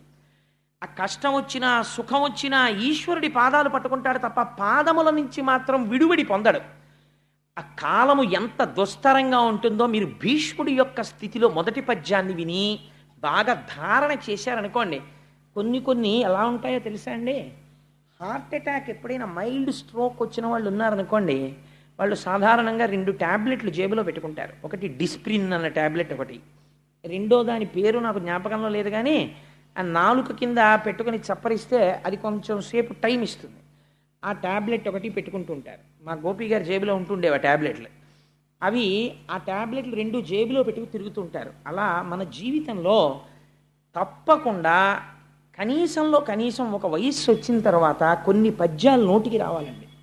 అవి వస్తే ఏమవుతుందో తెలుసా అండి, మీకు ఏదైనా కష్టం వచ్చినప్పుడు మీరు ఆ పద్యం ఒక్కసారి మనస్సులో తలుచుకున్నారనుకోండి, మీకు ఒక గొప్ప ధైర్యం వస్తుంది. వేరొకరు మీ స్వస్థితి నుంచి మీరు జారిపోరు. ఎందుకంటే శోకం ఆవరించేసింది అనుకోండి, మనిషిని నాశనం అయిపోతాడు. శోకో నాశయితే ధైర్యం, శోకో నాశయితే స్మృతం, శోకో నాశయితే సర్వం, నాస్తి శోక సమోరిపు. శోకం ఆవరించగానే ముందు దేన్ని పాడు చేసేస్తుందంటే ధైర్యం పోతుంది. తర్వాత స్మృతం, ఏది విన్నాడో అది పోతుంది. కాబట్టి విన్నది గుర్తు లేదు, ధైర్యం లేదు, పిరికివాడైపోతాడు, ఆలోచన ఉండదు. కాబట్టి తొందరగా నశించిపోతాడు, పడిపోతాడు ఆ కష్టానికి. అలా పడిపోకుండా ఉండాలంటే పెద్దల వాక్కులు ట్యాబ్లెట్లు పెట్టుకున్నట్టు పెట్టుకోవాలి. ఒకసారి స్ట్రోక్ వచ్చిన వాడు ఎందుకైనా మంచిదని జేబులో ఎలా పెట్టుకుంటాడో తప్పకుండా అలా కొన్ని పద్యాలు మీరు మేధస్సునందు పెట్టుకోవాలి. ఎందుకంటే కష్టము రాని జీవితము నాకు ఉండి తీరుతుంది అని నమ్మకం ఎవరికైనా ఉంటుందా? ఎవరికీ ఉండదు. ప్రతి క్షణం మనకు అనుమానమే, ఏమో ఎట్నుంచి కష్టం వస్తుందో అని. కష్టం వస్తే వచ్చిన కష్టాన్ని ఇలా తుడిచేసి లేకుండా మీరు చేసుకోగలరా? చేసుకోలేరు. కాబట్టి మీకున్న అవకాశం ఏమిటి? ఒక్కటే, ఆ కష్టాన్ని తట్టుకునే శక్తి మీకు కావాలి. ఈ తట్టుకునే శక్తి మీకు ఉందనుకోండి, మీరు మీ స్వస్థితి నుంచి జారిపోరు, దాన్ని తట్టుకుంటారు, ఇంకొకరికి ఉపకరించగలుగుతారు. కాబట్టి ఇప్పుడు అలా తట్టుకునేటట్టు చెయ్యగలిగినవి కొన్ని మాత్రమే ఉంటాయి. భాగవతంలో మిగిలినంతా విడిచిపెట్టి భీష్మస్థుతిని ఒక్కదాన్ని వ్యాసుడు తీసుకొచ్చాడు. ఎందుకు తీసుకొచ్చి ఉంటాడండి? మీరు బాగా జ్ఞాపకం పెట్టుకోండి, ఆ ప్రతి పద్యం కూడా మహత్తరమైనటువంటి ఒక్కొక్క క్యాప్స్యూల్. అది మీకు నోటికి వచ్చాయనుకోండి ఆ పద్యాలు మీకు వస్తే అవి ఎలా మెట్లెక్కిస్తాయో మీకు చూపిస్తానో ఆశ్చర్యంగా ఉంటుంది. మొదట మనం దేనికి లొంగుతాం జీవితంలో? కష్టానికి లొంగుతాం. ఇంతటి అంపశయ్య మీద పడుకున్న భీష్ముడు ధర్మరాజుని చూసి అన్నాడు, ధర్మరాజు వచ్చి అక్కడ నిలబడితే పరామర్శ అంటాం కదా, మరి ఉప పాండవులు పోయారు కదా, ధర్మరాజుని చూసి అన్నాడు, అయ్యో ఉప పాండవులు పోయారట కదా, ఏమిటో పాపం మీ కర్మ అనలేదు. ఎన్ని కష్టాలు పడిందయ్యా కుంతి, పాండురాజు చిన్నతనంలో చచ్చిపోయాడు, తండ్రి లేని బిడ్డలై పెరిగారు, ఎట్టకేలకు మీకు రాజ్యాధిపత్యం వచ్చింది, ఇన్ని వచ్చినా కష్టం మిమ్మల్ని వదలలేదు. చూసావా ఎలా వదలలేదో తెలుసా? రాజట ధర్మజుండు, సురరాజసుతుండట ధన్వి, శాస్త్రోద్వేజకమైన గాంధీవము విల్లుయట, సారథి సర్వయోగ సంయోజకుడైన చక్రియట, ఉగ్రగదాధరుండు భీముడై యాజికి తొడువచ్చనట. ఈ పాండవులకు కష్టము కలుగుట ఎంత చిత్రమో అన్నాడు. ఎంత గొప్ప పద్యమో చూడండి. రాజట ధర్మజుండు, ఇవాళ యావత్ భరతఖండానికి ధర్మరాజు గారు రాజు కాబట్టి వాళ్ళ వంక కన్నెత్తి చూడడమే. పోన్లేండి, ధర్మరాజు గారు రాజు అయితే ఏముందండి, బలహీనుడు అందామా. రాజట ధర్మజుండు సురరాజసుతుండట ధన్వి. ఎవరు ఆయన తమ్ముడెవరు? సాక్షాత్తుగా దేవేంద్రుడి యొక్క కొడుకు అర్జునుడు. ఆయన ధన్వి, చాలా గొప్పవాడు. కానీ ఆయనకి గొప్ప ధనస్సు లేదండి చేతిలో అందామా. శాస్త్రవోద్వేజకమైన గాంధీవము విల్లుయట. అసలు ఆ గాంధీవానికి ఉన్న గొప్పతనం ఏమిటంటే, ఇంకోళ్ళు ఎవరైనా అది అక్కడ పెడితే సరదాగా ముట్టుకుందామని ముట్టుకోవడం కుదరదు. అది పాములా కనపడుతుంది, శవంలా కనపడుతుంది. అంత మహిమాన్వితమైనటువంటి ధనస్సు. ఆ ధనస్సుని పైకెత్తి పట్టుకొని విట్టి నారి సంధిస్తే చాలు, అందులోంచొచ్చేటటువంటి టంకార ధ్వనికి రామచంద్రమూర్తి పట్టుకునేవారు అటువంటి కోదండం. ఆ టంకారము వలన వచ్చేటటువంటి ధ్వనికి కొన్ని వేల మంది కుప్పకూలిపోయేవారు. దానికి గుండె ధైర్యం ఉండాలి అది వినడానికి. అది పిడుగులు పడిపోతున్నట్టు ఉంటుంది. అందుకే పిడుగు పడితే ఎవరిని తలుచుకుంటామో తెలుసా అండి? అర్జున పల్గుణ పార్థం అని అర్జునుడి యొక్క దశనామాలు తలుచుకుంటాం. అటువంటి టంకారం చేస్తాడు ఆ ధనస్సులోంచి. టంకారం వింటేనే పారిపోతారు. ఆయనకి తెలియని అస్త్రం లేదు. ఎంత దూరంలో ఉన్న శత్రువు మీదైనా అస్త్ర ప్రయోగం చేస్తాడు. సవ్యసాచి, రెండు చేతులతో బాణాలు వేస్తాడు. అటువంటి వాడు సురరాజసుతుండట ధన్వి. శాస్త్రవోద్వేజకమైన విల్లు గాంధీవము విల్లుయట. పట్టుకునేటటువంటి విల్లు ఎటువంటిది? గాంధీవాన్ని పట్టుకుంటాడు. పోన్లేండి, ఇన్ని పట్టుకుంటాడు కానీ పాపం రథం సరైంది లేదు, సారథి లేడు అందామా. సర్వభద్ర సంయోజకుడైన సారథి చక్రియట. ఎవరా సారథి? సర్వకాలములయందు భద్రత కల్పించి అర్జునుణ్ణి రక్షించుకోవడమే ప్రయోజనంగా పెట్టుకున్నటువంటి మహామహిమాన్వితుడైనటువంటి యోగపురుషుడైన శ్రీకృష్ణ పరమాత్మ సారథి. పోన్లేండి, ఈయన ఒక్కడే ఇంత గొప్పవాడైనా కొంచెం ఆదమరిపించి కొట్టారు, అభిమన్యుణ్ణి కొట్టినట్టు అందామా. ఉగ్రగదాధరుండు భీముడై యాజికి తోడువచ్చునట. ఎప్పుడు అర్జునుడి పక్కన ఎవరుంటారు? బ్రహ్మాండమైనటువంటి గద పట్టుకుని గిర్ర గిర్ర గిర్ర గిర్ర తిప్పుతూ ఒక్క గదాదండంతో ఒక దెబ్బ వేశాడా ఏనుగుల కుంభస్థలాలు బద్దలైపోతాయి. అటువంటి ఉగ్ర గద పట్టుకుని తిరిగేటటువంటి భీముడు ఆ అర్జునుడి పక్కన తోడుగా వస్తుంటాడు. ఉగ్ర గదాధరుండు భీముడయ్యాజికి తోడువచ్చనట. వీరికి ఆపత కల్గుటకేమి చిత్రమో, వీళ్ళ కొడుకులు చచ్చిపోయారు. ఏం ఆశ్చర్యం! పోనీ సహజ మరణం కాదు, ఒక్క శత్రువు వచ్చి రాత్రి చంపేతలు మనిషిడు. ఏమి ఆశ్చర్యం రా! కష్టం కాలోహి దురతిక్రమ. ఇది అశ్వత్థామ రూపంలో వచ్చిందా, కాల రూపంలో వచ్చిందా? కాల రూపంలో వచ్చేసింది. వచ్చేసి దుఃఖం వచ్చింది. కాబట్టి ఇంత గొప్ప అర్జునుడు, ఇంత గొప్ప గాంధీవం, ఇంత గొప్ప కృష్ణ పరమాత్మ, ఇంత గొప్ప భీముడు, అంతరాజు ధర్మజుడు, ఇంకింతకన్నా రక్షణ ఉన్నవాళ్ళు ప్రపంచంలో ఉన్నారా? అట్లాంటి వాళ్ళ పిల్లలే బతకలేదు. వీళ్ళకి ఆపద కల్గుటకేమి చిత్రమో, వీళ్ళకి ఆపద రావడం ఏమిట్రా అని ఇప్పుడు అంటాడు. కాలోహి బలవాన్ కర్త సతతం సుఖ దుఃఖయో నరాణం పరతంత్రాణం పుణ్య పాపానుయోగత అంటాడు వ్యాసుడు. మీరు ఈ కంటికి కనపడేటటువంటిది అనుకోండి, మీరు యుద్ధం చేస్తారు. లేదు, మీకు తెలుసున్న విషయం అనుకోండి, తప్పుకుంటారు. మీకు ఏ ఆపద వస్తోందో, ఏ కష్టం వస్తోంది అనేటటువంటి విషయం అసలు మీకు తెలియనే తెలియదు.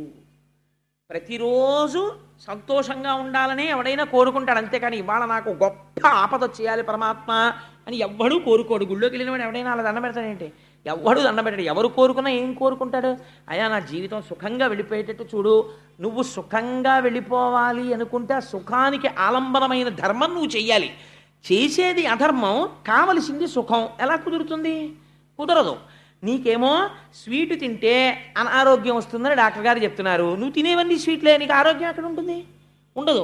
నువ్వు చేసేదంతా అధర్మం, నువ్వు సుఖంగా ఉండమంటే ఎక్కడ ఉంటావు? నీకు దుఃఖమే ఉంటుంది. కాబట్టి కాలములో కాలరూపమునందు పరమేశ్వరుడు కూర్చుని ఫలితములను ఇస్తాడు. ఈ కంటికి దొరుకుతాడా? ఈ కంటికి కనపడ్డం. మీరు ఎవరి మీద యుద్ధం చేస్తారు? వార్త వినపడుతుంది అంతే. అప్పటి వరకు చాలా సంతోషంగా ఉంటాడు. ఏదో ఒక వార్త వచ్చేస్తుంది అంతే, దుఃఖంలో మునిగిపోతాడు. ఎందుకు మునిగిపోయాడు? కాలంలో వచ్చేసింది ఆ వార్త. ఏదో ఇన్ని గంటల ఇన్ని నిమిషాలకి ఈ వార్త వాడికి చేరి వాడు కష్టం అనుభవించాలి పరమాత్మ నిర్ణయం చేసేసాడు. అలాగే ఇన్ని గంటల ఇన్ని నిమిషాలకి వాడు ఒక వార్త విని వాడు సంతోషపడిపోవాలి, ఈశ్వరుడు నిర్ణయం చేసేశాడు, ఆ వార్త మీరు వింటారు. కాబట్టి ఏమవుతోంది, పరతంత్రాణ, మీరు చేసేది ఏమీ లేదు, ఈశ్వరుడు ఎలా నిర్ణయిస్తే అలా జరిగిపోతోంది. ఇప్పుడు చెప్పండి, మీ సుఖదుఖములకు మీరు కారణమా, ఈశ్వరుడు కారణమా? ఈశ్వరుడు కారణము. ఈశ్వరుడు స్వతంత్రుడై మిమ్మల్ని నిష్కారణంగా సుఖదుఖాలు పెడుతున్నాడా?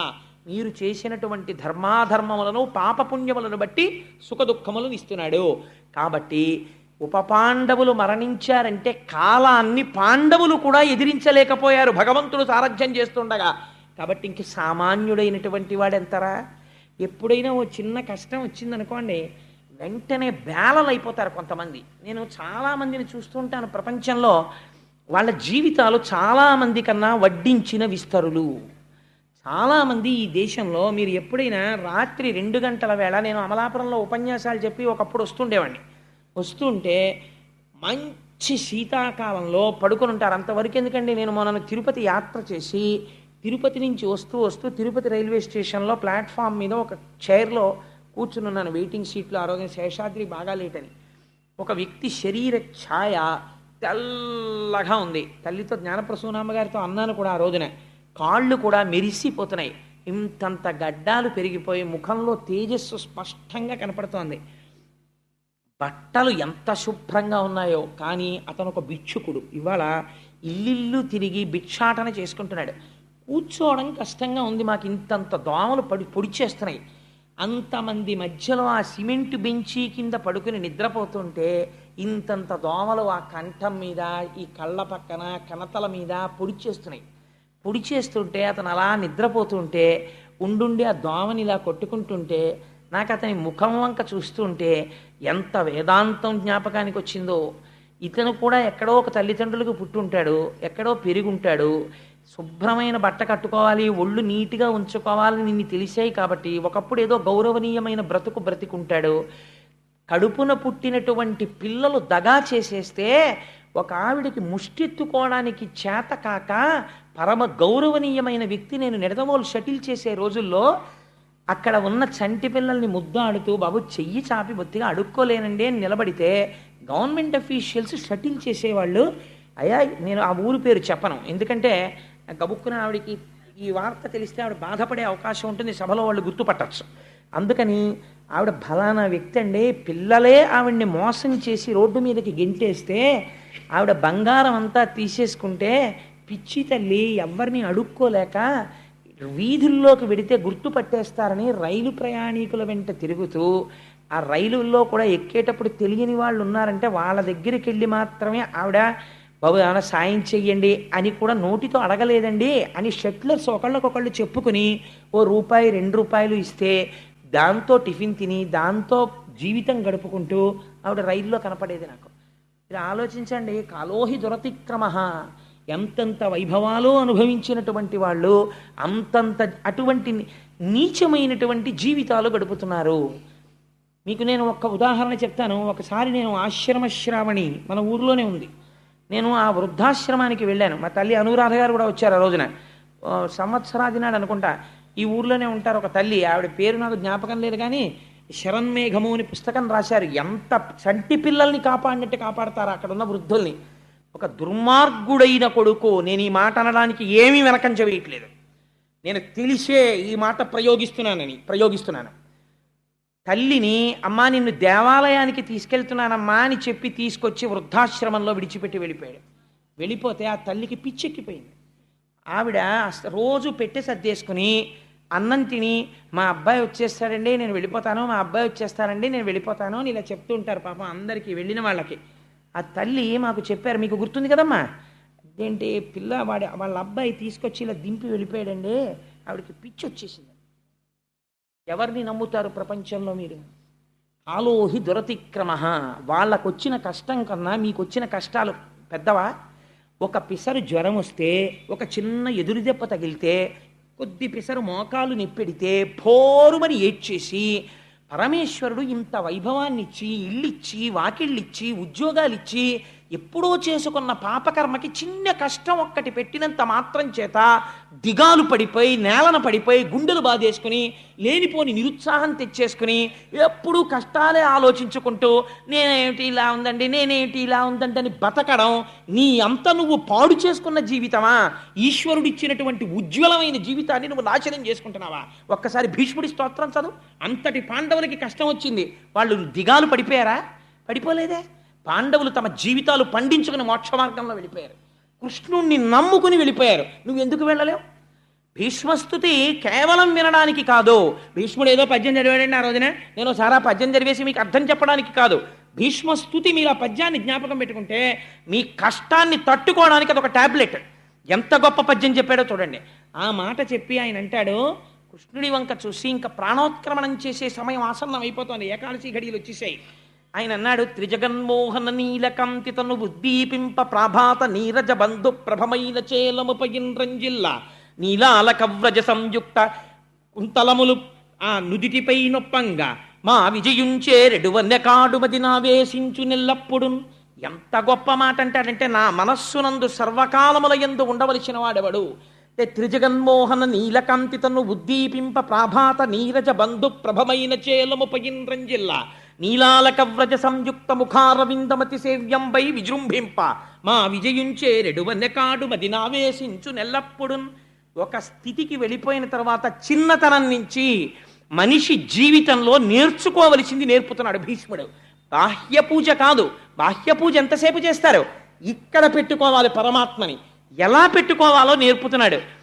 త్రిజగన్మోహన నీలకంతి తను ఉద్దీపింప, మూడు లోకములను కూడా ఆకర్షించగలిగినటువంటి నల్లటి కాంతితో మిరిసిపోతున్నవాడై త్రిజగన్మోహన నీలకంటి తను ఉద్దీపింప ప్రాభాత నీరజ బంధు ప్రభమైన చేలముపయింద్రంజిల్ల, లేత సూర్యుని యొక్క కిరణములు పడుతున్నప్పుడు పసుపచ్చ రంగులో ఎలా మెరిసిపోతాయో అటువంటి పట్టు పీతాంబరం కట్టుకున్నవాడై భగవంతుణ్ణి లోపల స్మరించడం అంటే అదండి.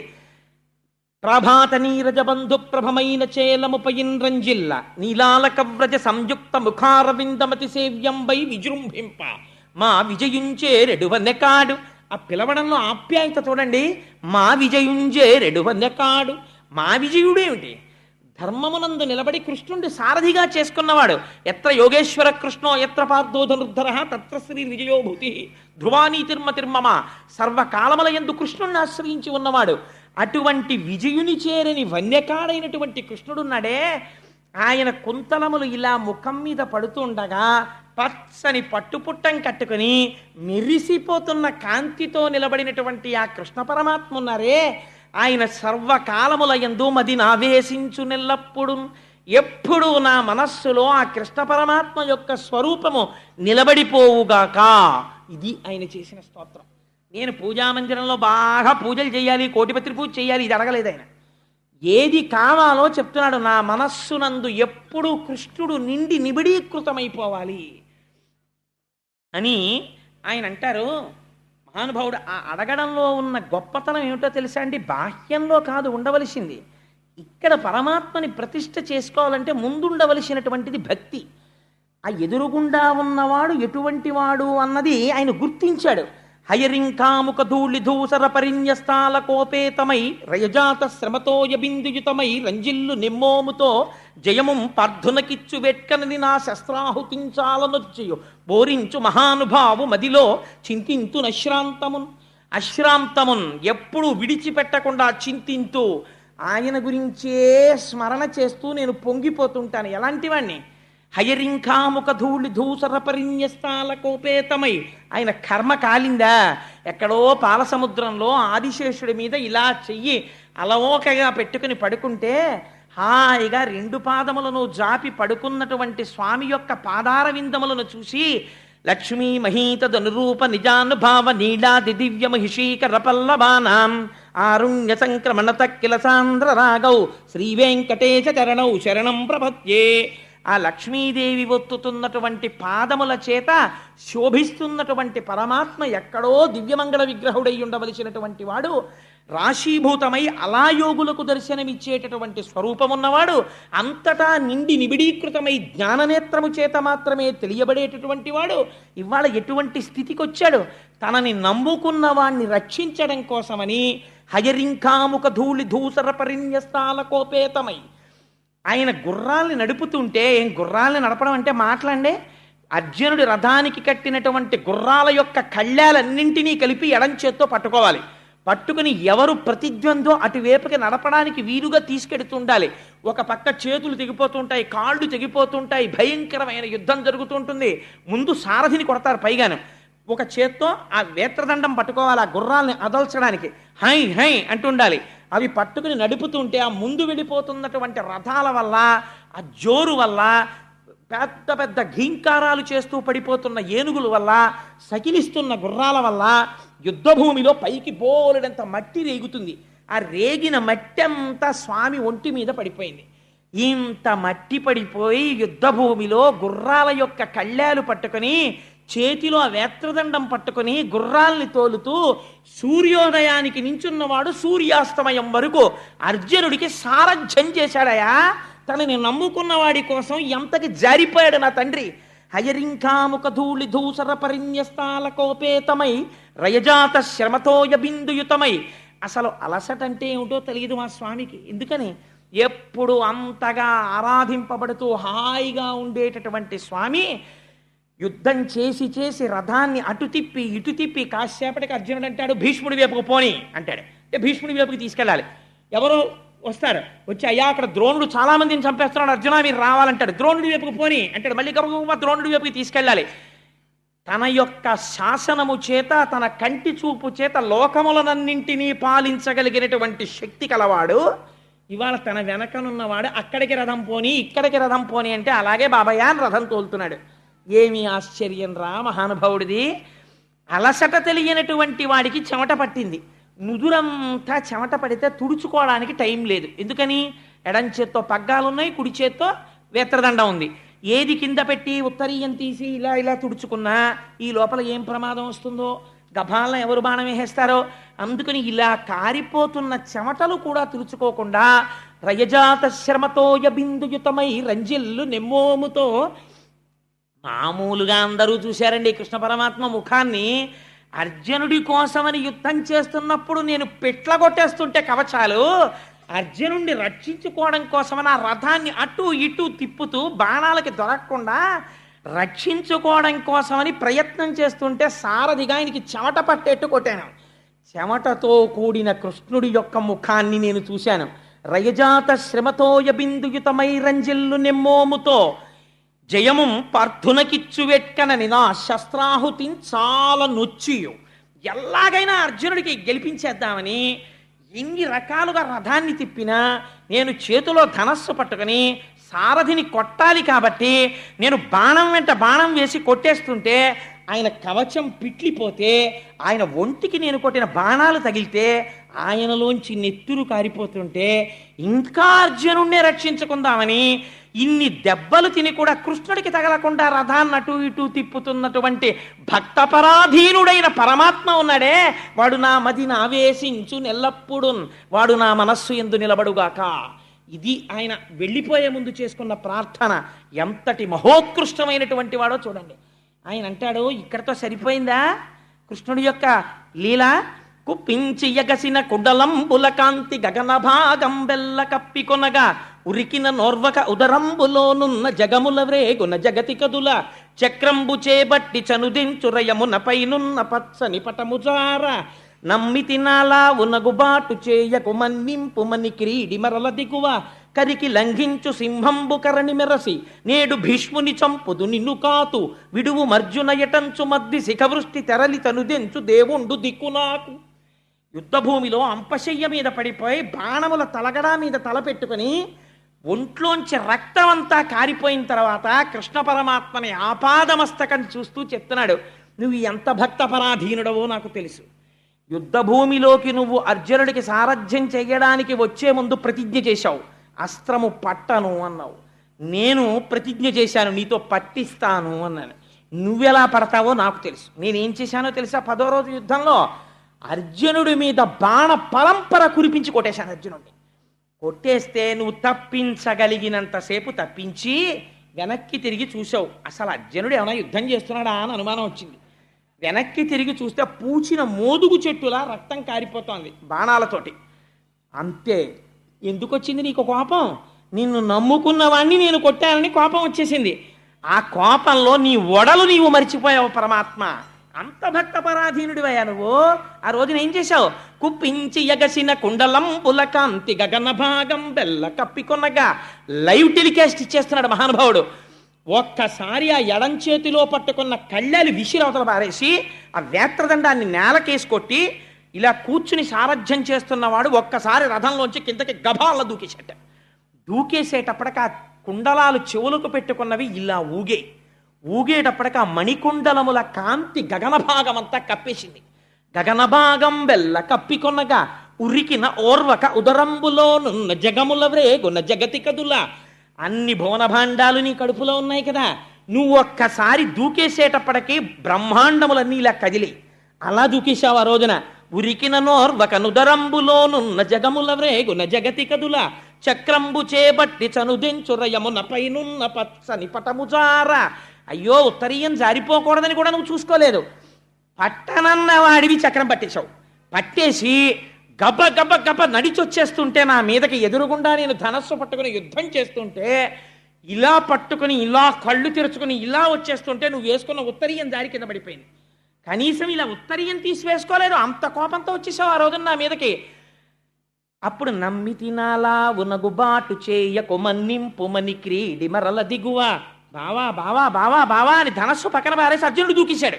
దూకేసి పరిగెత్తుకుంటూ వచ్చి నీ కాళ్ళు అట్టుకుని బావా బావా అలా చక్రం పట్టేయకు బావా, నీ భావనైనటువంటి నేను అర్జునుడు చేతకాని వాడైపోతే భీష్ముడితో యుద్ధం చెయ్యలేకపోతే కృష్ణ పరమాత్మ చక్రం పట్టుకుని భీష్ముడిని చంపితే మొనగాడై కురుక్షేత్రంలో యుద్ధం చేశాడని రేపు లోకులు నన్ను దెప్పి పడుస్తారు.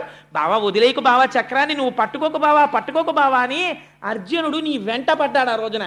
చక్రంబు చేబట్టి చనుదించురయమున పైనున్న పచ్చని పటముజార. నమ్మి తినాలా ఉనగుబాటు చేయకు మన్నింపుమని క్రీడి మరల తిగువ. కరికి లంఘించు సింహంబు కరణి మెరసి నేడు భీష్ముని చంపుతు నిన్ను కాతు. విడువు మర్జున ఎటంచు మద్ది శిఖవృష్టి తెరలి చనుదెంచు దేవుండు దికునాకు. సింహం ఏనుగుని చంపేటప్పుడు శాతన కగ్రఖండితల సన్మజ కుంజర కుంభముక్త ముక్తాతత శైల అంటారు తిక్కన గారు.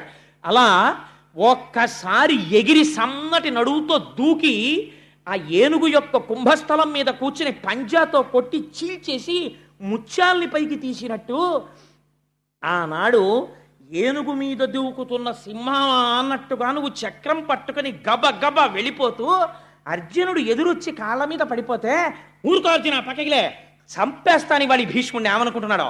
నీ మీద బాణాలేస్తారా? నిన్ను కాపాడుతాను, భీష్ముడిని చంపేస్తాను. నేను ఎవరో తెలిసిపోయినా సరే ప్రపంచానికి చక్రం పట్టుకుని చంపవతల పారేయాల్సిందే ఇవాళ. ఏమనుకుంటున్నాడు? నేను నీ రథం మీద నిలబడి ఉండగా నిన్ను కొట్టడమా అని బయటపడిపోయాడా ఆ రోజున. భక్తులకు ఎంత పరాధీనుడో అలా మాట్లాడచ్చా? అందరికీ తెలిసిపోదు అర్జునుడి పక్షం కృష్ణుడని.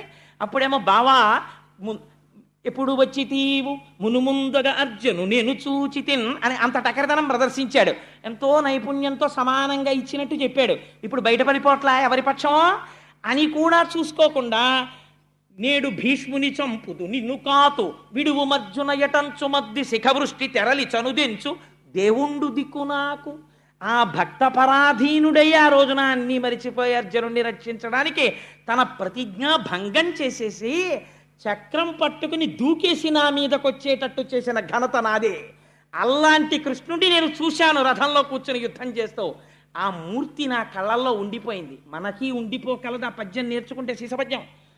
అలాంటి కృష్ణుడు ఉన్నాడే భక్త పరాధీనుడై యుద్ధభూమిలో నడిచొచ్చేసిన నా స్వామి. ఇది ఎవరు గీయగలరండి? ఏ చిత్రకారుడు గీయగలడండి? నిజంగా అలాంటి పటాన్ని గీసినవాడు ఉంటే అది ఎన్ని ఇళ్లల్లో పెట్టుకోవలసినటువంటి పటం అండి నిజంగా.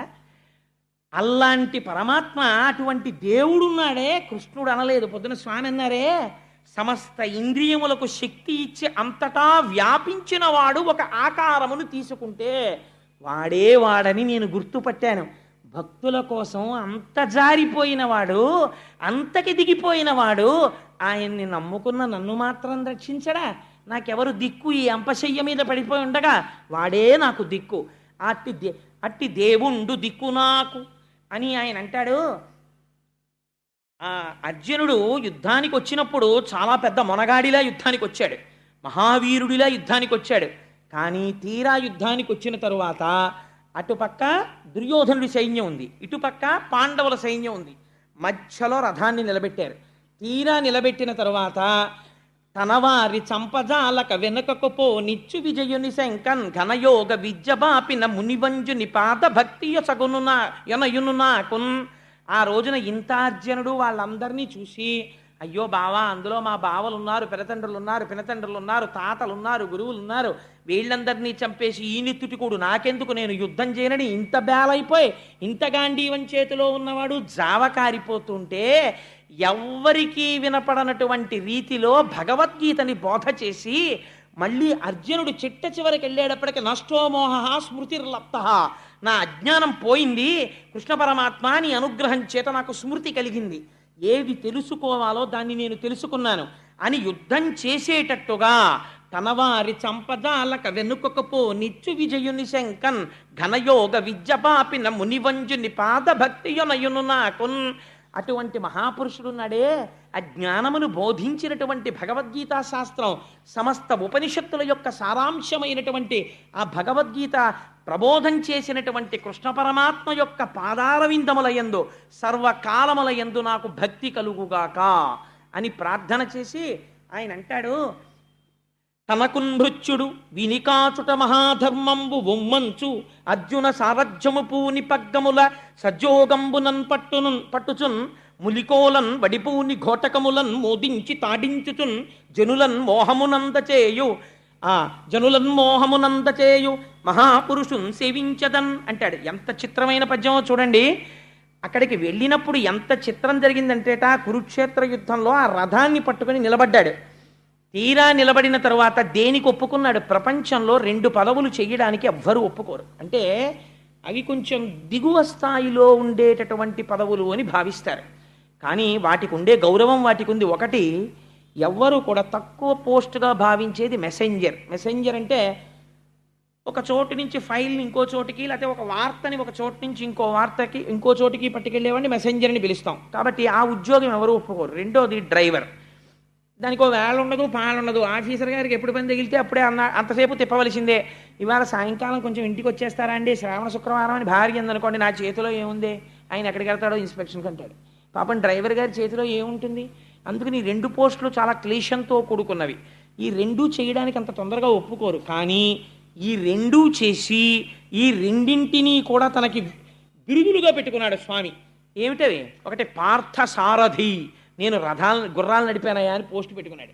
రెండవది పాండవ దూత, నేను వాళ్ళకి రాయబారిగా వెళ్ళాను అని చెప్పి ఒక పెద్ద బిరుదు ఒకటి తగిలించుకున్నాడు. అటువంటి పరమాత్మ ఈ 2 పదవులు చెయ్యడంలో ఎలా చేశాడో చెప్తున్నారు ఈ పద్యంలో భీష్మాచార్యుల వారు. ఆ మధ్యలో రథాన్ని నిలబెట్టి ఆ చేతిలో పగ్గాలు పట్టుకొని మునికోలన్ వడిబూని ఘోటకములన్ మోదించి తాడించుచున్. ఆ రథాన్ని నడపడానికి ఒక గమ్మత్తు ఉంటుందండి. మామూలుగా బస్సు నడపడం వేరు. బాగా చీకటి వేళ ఒక రాత్రి 9 గంటలకో 10 గంటలకో బయలుదేరిన బస్సు మరునాడు తెల్లవారకట్ట డెస్టినేషన్కి చేరేటట్టుగా వెళ్ళే బస్సులు ఉంటాయి, ఎక్స్ప్రెస్ బస్సులు, లగ్జరీ బస్సెస్ను. అలాంటి బస్సుని నడిపేటటువంటి డ్రైవర్కు ఉండవలసిన సమర్థత వేరు. ఎందుకో తెలుసా అండి, నేను ఒకసారి అనుభవించాను నా జీవితంలో. ఒకసారి తెల్లవారుజామున 3 గంటల వేళ విశాఖపట్నం పెడుతుంటే ఆ బస్సు డ్రైవర్కి మంచి వేసవికాలం, పాపం ఆయన కూడా మనుష్యుడే కదా, కునుకొచ్చేసి కళ్ళు మూతలు పడిపోయి ఆ స్టీరింగ్ అలాగే పట్టుకుని ఉండిపోతుంటే ఆ బస్సు మెల్లగా రోడ్డు సైడ్కి వెళ్ళిపోయిన తర్వాత ఇటుపక్క కూర్చున్న ఆయన అరిచాడు, ఓయ్ బస్సు వెళ్ళిపోతాను. అతను కంగారు పడిపోయాడు. 70 కిలోమీటర్ల వేగంతో వెళ్ళిపోతున్న బస్సు రోడ్డు కిందకి దిగిపోయి ఒక పెద్ద మామిడి చెట్టు ఇంత మాను లేకపోతే ఒక పెద్ద చెరువులోకి వెళ్ళిపోయి ఆ రోజే వెళ్ళిపోవాలి మేమందరం. ఆ మానుకి గుద్దుకుని బస్సు ఆగిపోయింది. విచిత్రం ఏమిటో తెలుసా అండి, అంటే ఈశ్వరుడి రక్షణ ఎలా ఉంటుంది అన్నదానికి చెప్తాను మీకు. అప్పటిదాకా ఇలా కూర్చున్నాను నేను బస్సులో. నాకు ఈ ఈశ్వరుడు బాగా పొడుగైన కాళ్ళు ఇచ్చాడు కొంగకిచ్చినట్టు. అందుకని నాకు బస్సు ఎక్కితే కాళ్ళతో పెద్ద సమస్య. ఇవి వాటి మధ్యలో ఇరకవు, మోకాళ్ళు నొప్పి. అందుకని ఏం చెయ్యాలో అర్థం కాక, రాత్రి కదా అందరూనేమో హాయిగా పొట్టికాళ్ళ వాళ్ళు పడుకుంటారు ఆ కాళ్ళు ముందెట్టుకుని. నాకు ఆ ప్రాప్తం లేదు.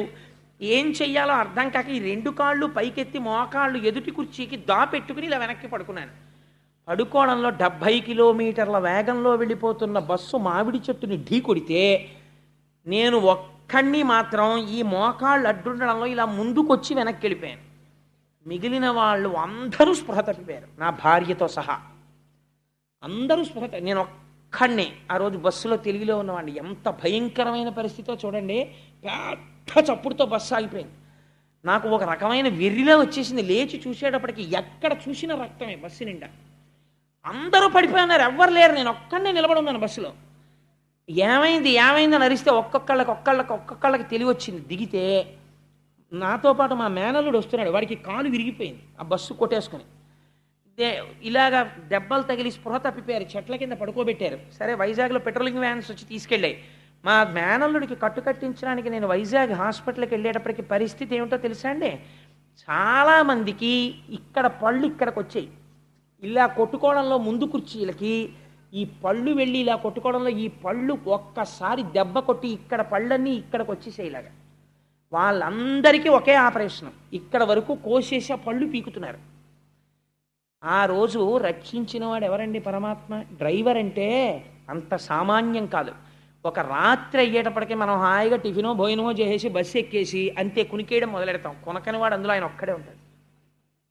ఆయన కూడా దిక్కుమాలి వీళ్ళందరూ హాయిగా పడుకున్నారని ఆయన కూడా కొంచెం ఇలా కునికాడు అనుకోండి, అయిపోయామే. అంతవరకు ఎందుకంటే ఒక బ్రేక్ కొట్టాడు అనుకోండి, ఎంతమందికి ఫ్రాక్చర్లు అయిపోతాయో. రాత్రి 10 గంటల నుంచి తెల్లవారుజామున 6 అయినా 7 అయినా 10 అయినా నిద్రపోతుంటాడు ఒక్కొక్కడు. వాడికి దెబ్బ తగలకుండా బ్రేక్ వేయకుండా అంత జాగ్రత్తగా కొంచెం ఎక్కువసేపు హారన్ కొడితే ఏంటా బాబా హారన్ తినేస్తున్నావు అంటారు. కొంచెం పాటలు ఎట్టుకున్నాడు అనుకోండి, ఆ పాటలు ఏమిటాయా అంటారు. అలా జాగ్రత్తగా ఆ బస్సు మీదే దృష్టి పెట్టుకుని నడపాలి.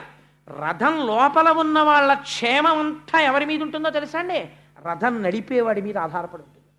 వాడికి కనురెప్ప పడింది అనుకోండి, ఇందులో ఉన్న వాళ్ళు ఎంతంత గొప్పవాళ్ళైనా సరే పార్థివ శరీరాలు మాత్రమే మిగులుతాయి మర్నాటికి. అలా అంత జాగ్రత్తగా నడపాలి. అందుకే పోతన గారు ఎటువంటి అనువాదం అండి. తనకున్భృత్యుడు, అయ్యయ్యో వీడు నా భృత్యుడు, నా సేవకుడు, నన్ను నమ్ముకున్నాడు. ఆయనేమో చూసిన వాళ్ళు ఏమనుకుంటారు? అర్జునుడు చాలా గొప్పవాడు, రథి, సారథి తక్కువ వాడు అనుకుంటున్నాడు. వ్యాసుడు అసలు నిజం చెప్పేస్తున్నాడు. లోపల వాణ్ణి రక్షించడానికి ఈయన పదవిలోకి వచ్చాడు. తనకున్భృత్యుడు వీనికాచుట మహాధర్మంబు, వీడిని రక్షించాలి, అందుకుని నేను సారథిగా ఉండాలి. లేకపోతే వీడు ఎవరి మీద గడిపోతాడో ప్రమాదం. అందుకని వీడిని రక్షించుకోవడానికి నేను ఉండాలి సారథిగా. వీనికాచుట మహాధర్మంబు ఒమ్మంచు అర్జున సారథ్యము పూని. ఎంత దారుణమైన పదవండది. అర్జునుడి యొక్క సారథ్యం పూని ఆ రథాన్ని నడపడంలో ఉంది చాకచక్యం అంతా. కర్ణుడు వేసిన బాణానికి అర్జునుడి రథం ఎప్పుడో ఎగిరిపోయేది. పరమాత్మ భూమిలోకి కుంగిపోయేటట్టు చేశారు కాబట్టి దక్కింది రథం. తనకున్భృత్యుడు వినికాచుట మహాధర్మంబు ఒమ్మంచు అర్జున సారథ్యము పూని పగ్గముల సజ్జోగంబునన్ పట్టుచున్ మునికోలన్ వడిబూని ఘోటకములన్ మోదించి తాడించుచున్. ఆ గుర్రాల్ని ఇష్టం వచ్చినట్టు కొట్టేశారనుకోండి, కంగారు పడిపోయి కనురెప్పల పైకి ఒక ఆగ్నేయాస్త్రం వేసేస్తాడు. ఎక్కడో మంటలు చిమ్ముతూ పైకి లేచిపోతున్నాయి. వెనకాల ఉన్నవాడు సామాన్యమైన వాడు ఏంటంటే, అర్జునుడు ఒక్కొక్క అస్త్రం ప్రయోగించాడంటే ప్రతిద్వందులు ఎటువంటి వాళ్ళు ఉంటారు, అటువంటి వాళ్ళు చేసుకుంటుంటారు యుద్ధం.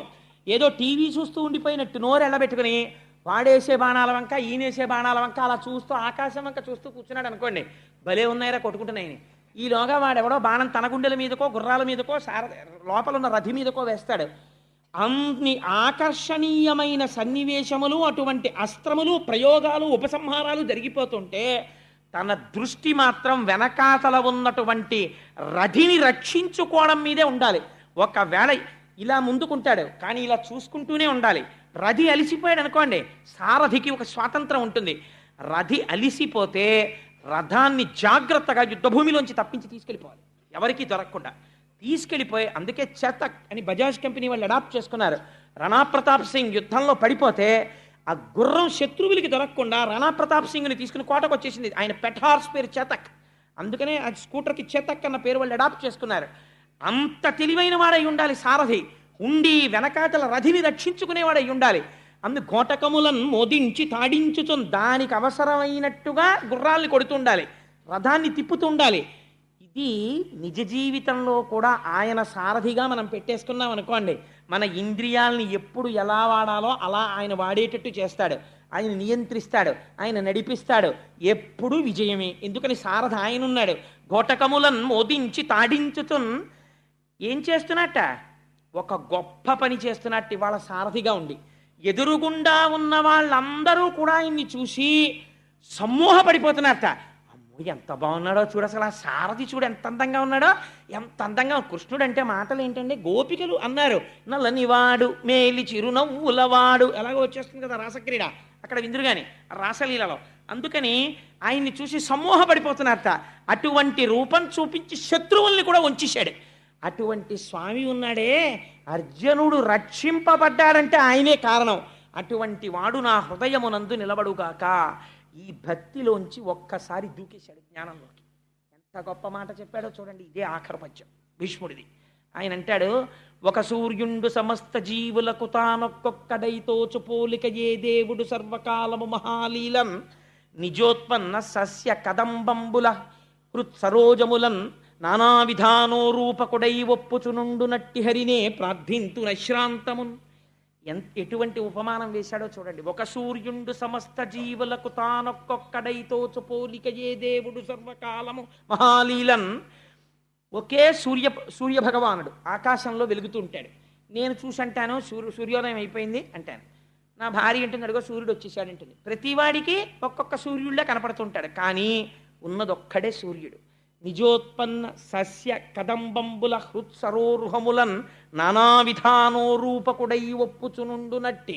ఇదే పొద్దున్న స్వామీజీ అన్నారు, ఇదే మంగళత్వం. అనేకములుగా కనపడుతుంటాడు, కానీ ఉన్నది మాత్రం ఒక్కటే పదార్థం. అనేకములుగా కనపడి ఒక్కడిగా ఉండి ఇంతమందికి ఇంతమంది సూర్యులులా కనపడిన వాడు ఉన్నదొక్కడే సూర్యుడైనట్టు, అంతటా వ్యాపించిన వాడు ఒక్కడే అయిన పరమాత్మ ఎవరున్నారో ఆయన పాదార విందముల యందు నా మనస్సు నిలబడుగాక అని అంతటా వ్యాపించి ఉన్నటువంటి విష్ణు భగవాను ఆరాధన చేసి చిట్ట చివర బొటన వేలు దగ్గర నుంచి ప్రాణాల్ని లాగేసి అష్టమి నాటికి హృదయమునందు నిక్షేపించి అట్టే పెట్టాడు. ఆఖరణ విష్ణు భగవాను ఎదురుగుండా చూస్తూ భీష్ముడు చూశాడు. మనం కూడా ఇక్కడ చూడగలగాలి నేర్చుకుని. అప్పుడు మొదలుపెట్టి విశ్వం విష్ణుర్వషత్కారో భూత భవ్య భవత్ప్రభు భూతకృద్భూత భృద్భావో భూతాత్మా భూత భావన. ఎంత గొప్పవాడో చూడండి. అప్పుడు ఆ పంజరం మీద పడుకొని అప్పటికి ఎన్నాళ్ళైపోయిందో ఆ దేహం మాత్రమే మిగిలింది. బొటన వేలు దగ్గర నుంచి యోగ విద్యతో తీసేశాడు ప్రాణాల్ని, హృదయమునందు నిక్షేపించి ఉంచాడు. ఆఖరణ కృష్ణ పరమాత్మని ఆపాదమస్తకం చూస్తూ విష్ణు సహస్రనామ స్తోత్రం చెప్పి ఆఖరణ వనమాలి గదీశాంగీ శంఖీ చక్రీ చనందకి శ్రీమాన్ నారాయణో విష్ణుర్వాసుదేవోభిరక్షతు, నన్నా వాసుదేవుడు రక్షించుగాక అని ఆఖరణ స్వామినే తలుచుకుంటూ హృదయములో ఉన్నటువంటి తేజస్సు ఒక్కసారి పరబ్రహ్మమునందు కలిసిపోయింది. కలిసిపోయిన తర్వాత భీష్ముడు శరీరం విడిచిపెట్టేశాడు అని తెలిసింది. తెలిసి ధర్మరాజాదులు తీసుకెళ్లి ఆ శరీరాన్ని అగ్నియందు నిక్షేపించి అంతిమ సంస్కారాన్ని పూర్తి చేశారు. అటువంటి భీష్మాచార్యుల వారికి ఒక్కరికి మాత్రమే మనుష్యలోకమునందు ఒక మర్యాద ఉంది. ఏమిటో తెలుసా అండి? ఎప్పుడూ ధర్మమును ఆచరించిన మహాపురుషుడు కనుక మానవాళి తల్లిదండ్రులు ఉన్నవారు కూడా భీష్మ ఏకాదశి నాడు తప్పకుండా ఒక పని చేయవలెను. ఏమది? తలస్నానం చేసి భీష్మాచార్యుల వారికి తర్పణ ఇవ్వాలి. తర్పణ ఇవ్వనటువంటి వాడు కృతఘ్నుడు. భీష్ముడికి తర్పణ ఇచ్చి తీరాలి, నాకు కూడా అటువంటి ధర్మము కలుగుగాక అని. తల్లిదండ్రులున్నా సరే దోషం లేదు, భీష్ముడికి ఇవ్వాలి తర్పణ, ఇచ్చి తీరాలి ప్రతివాడు. అటువంటి భీష్మ ఏకాదశి మహాపర్వదినం. అందుకని ఇవాల్టి రోజున ఆ భీష్మ స్తుతిని చెప్పుకొని భీష్ముడి యొక్క జీవితాన్ని ఆయన చరిత్రని ఒక్కసారి చెప్పుకుందాం. ఇంత పరమపావనమైన వేళ ఇటువంటి అసుర సంధ్య రోజున అది చెప్పుకుంటే మన జీవితాలు సార్థకత చెందుతాయని మొన్నటి రోజు చెప్పవలసినటువంటి ప్రసంగాన్ని ఇవాల్టి రోజు చేశాను, భీష్మస్తుతి. రేపటి రోజు ద్వాదశి. మనకి భాగవతంలో ఒక నియమం ఉంది, ధ్రువోపాఖ్యానము అని ఒక ఉపాఖ్యానం ఉంది. మిగిలినవి ఎప్పుడైనా వినొచ్చు. కొన్నింటికే కొన్ని నియమాలు ఉంటాయి. అందులో అన్నిటికన్నా చాలా గొప్ప నియమం ఏమిటో తెలుసా అండి? మీరు క్రతువు చేసేటప్పుడు ఒక పుణ్యదినం నాడు ఒక వ్రతం చెయ్యమంటే మీ మనస్సు అక్కడ ఉండొచ్చు, ఉండకపోవచ్చు. కానీ భాగవతం అంటుంది, కొన్ని కోట్ల కోట్ల కోట్ల జన్మల తర్వాత ఎప్పుడో ఎవడో ఒక్క మనుష్యుడు మాత్రమే ఈశ్వరుడి అనుగ్రహం ఎవరు పొందారో వాడు మాత్రమే ద్వాదశి నాడు ధ్రువోపాఖ్యానాన్ని వింటున్నాడు. ద్వాదశి నాడు ధ్రువోపాఖ్యానం వింటే ఎన్ని ఫలితాలు వస్తాయో, ఎన్ని గ్రహాలు ఉపశాంతి పొందుతాయో, ఎంత మేలు జరుగుతుందో రేపు మీరు విందురు గాని. అందుకని రేపు ద్వాదశి కాబట్టి, లేకపోతే అసలు దేవహూతి కద్దమ ప్రజాపతుల గురించి చెప్పాలి. శుక్రవారం నాడు కపిల గీత చెప్తాను. జగద్గురువై భీష్మాచార్యుల వారికి మోక్షం ఇచ్చినటువంటి రోజు ఇవాళ పరమ పవిత్రమైన రోజు కాబట్టి ఈ అష్టకం చెప్పుకోవడం మన జన్మకి సార్థకత కలుగుతుంది. వసుదేవసుతం దేవం కంసచాణూరమర్దనం దేవకీ పరమానందం కృష్ణం వందే జగద్గురుం అతసీ పుష్పసంకాశం హారనూపురశోభితం రత్నకంకణకేయూరం కృష్ణం వందే జగద్గురుం మందారగంధ సంయుక్తం చారుహాసం చతుర్భుజం బర్హి పింఛావచూడాంగం కృష్ణం వందే జగద్గురుం ఉత్ఫుల్ల పద్మపత్రాక్షం నీలజీమూత సన్నిభం యాదవానాం శిరోరత్నం కృష్ణం వందే జగద్గురుం రుక్మిణీకేళీ సంయుక్తం పీతాంబరశిశోభితం అవాప్త తులసీగంధం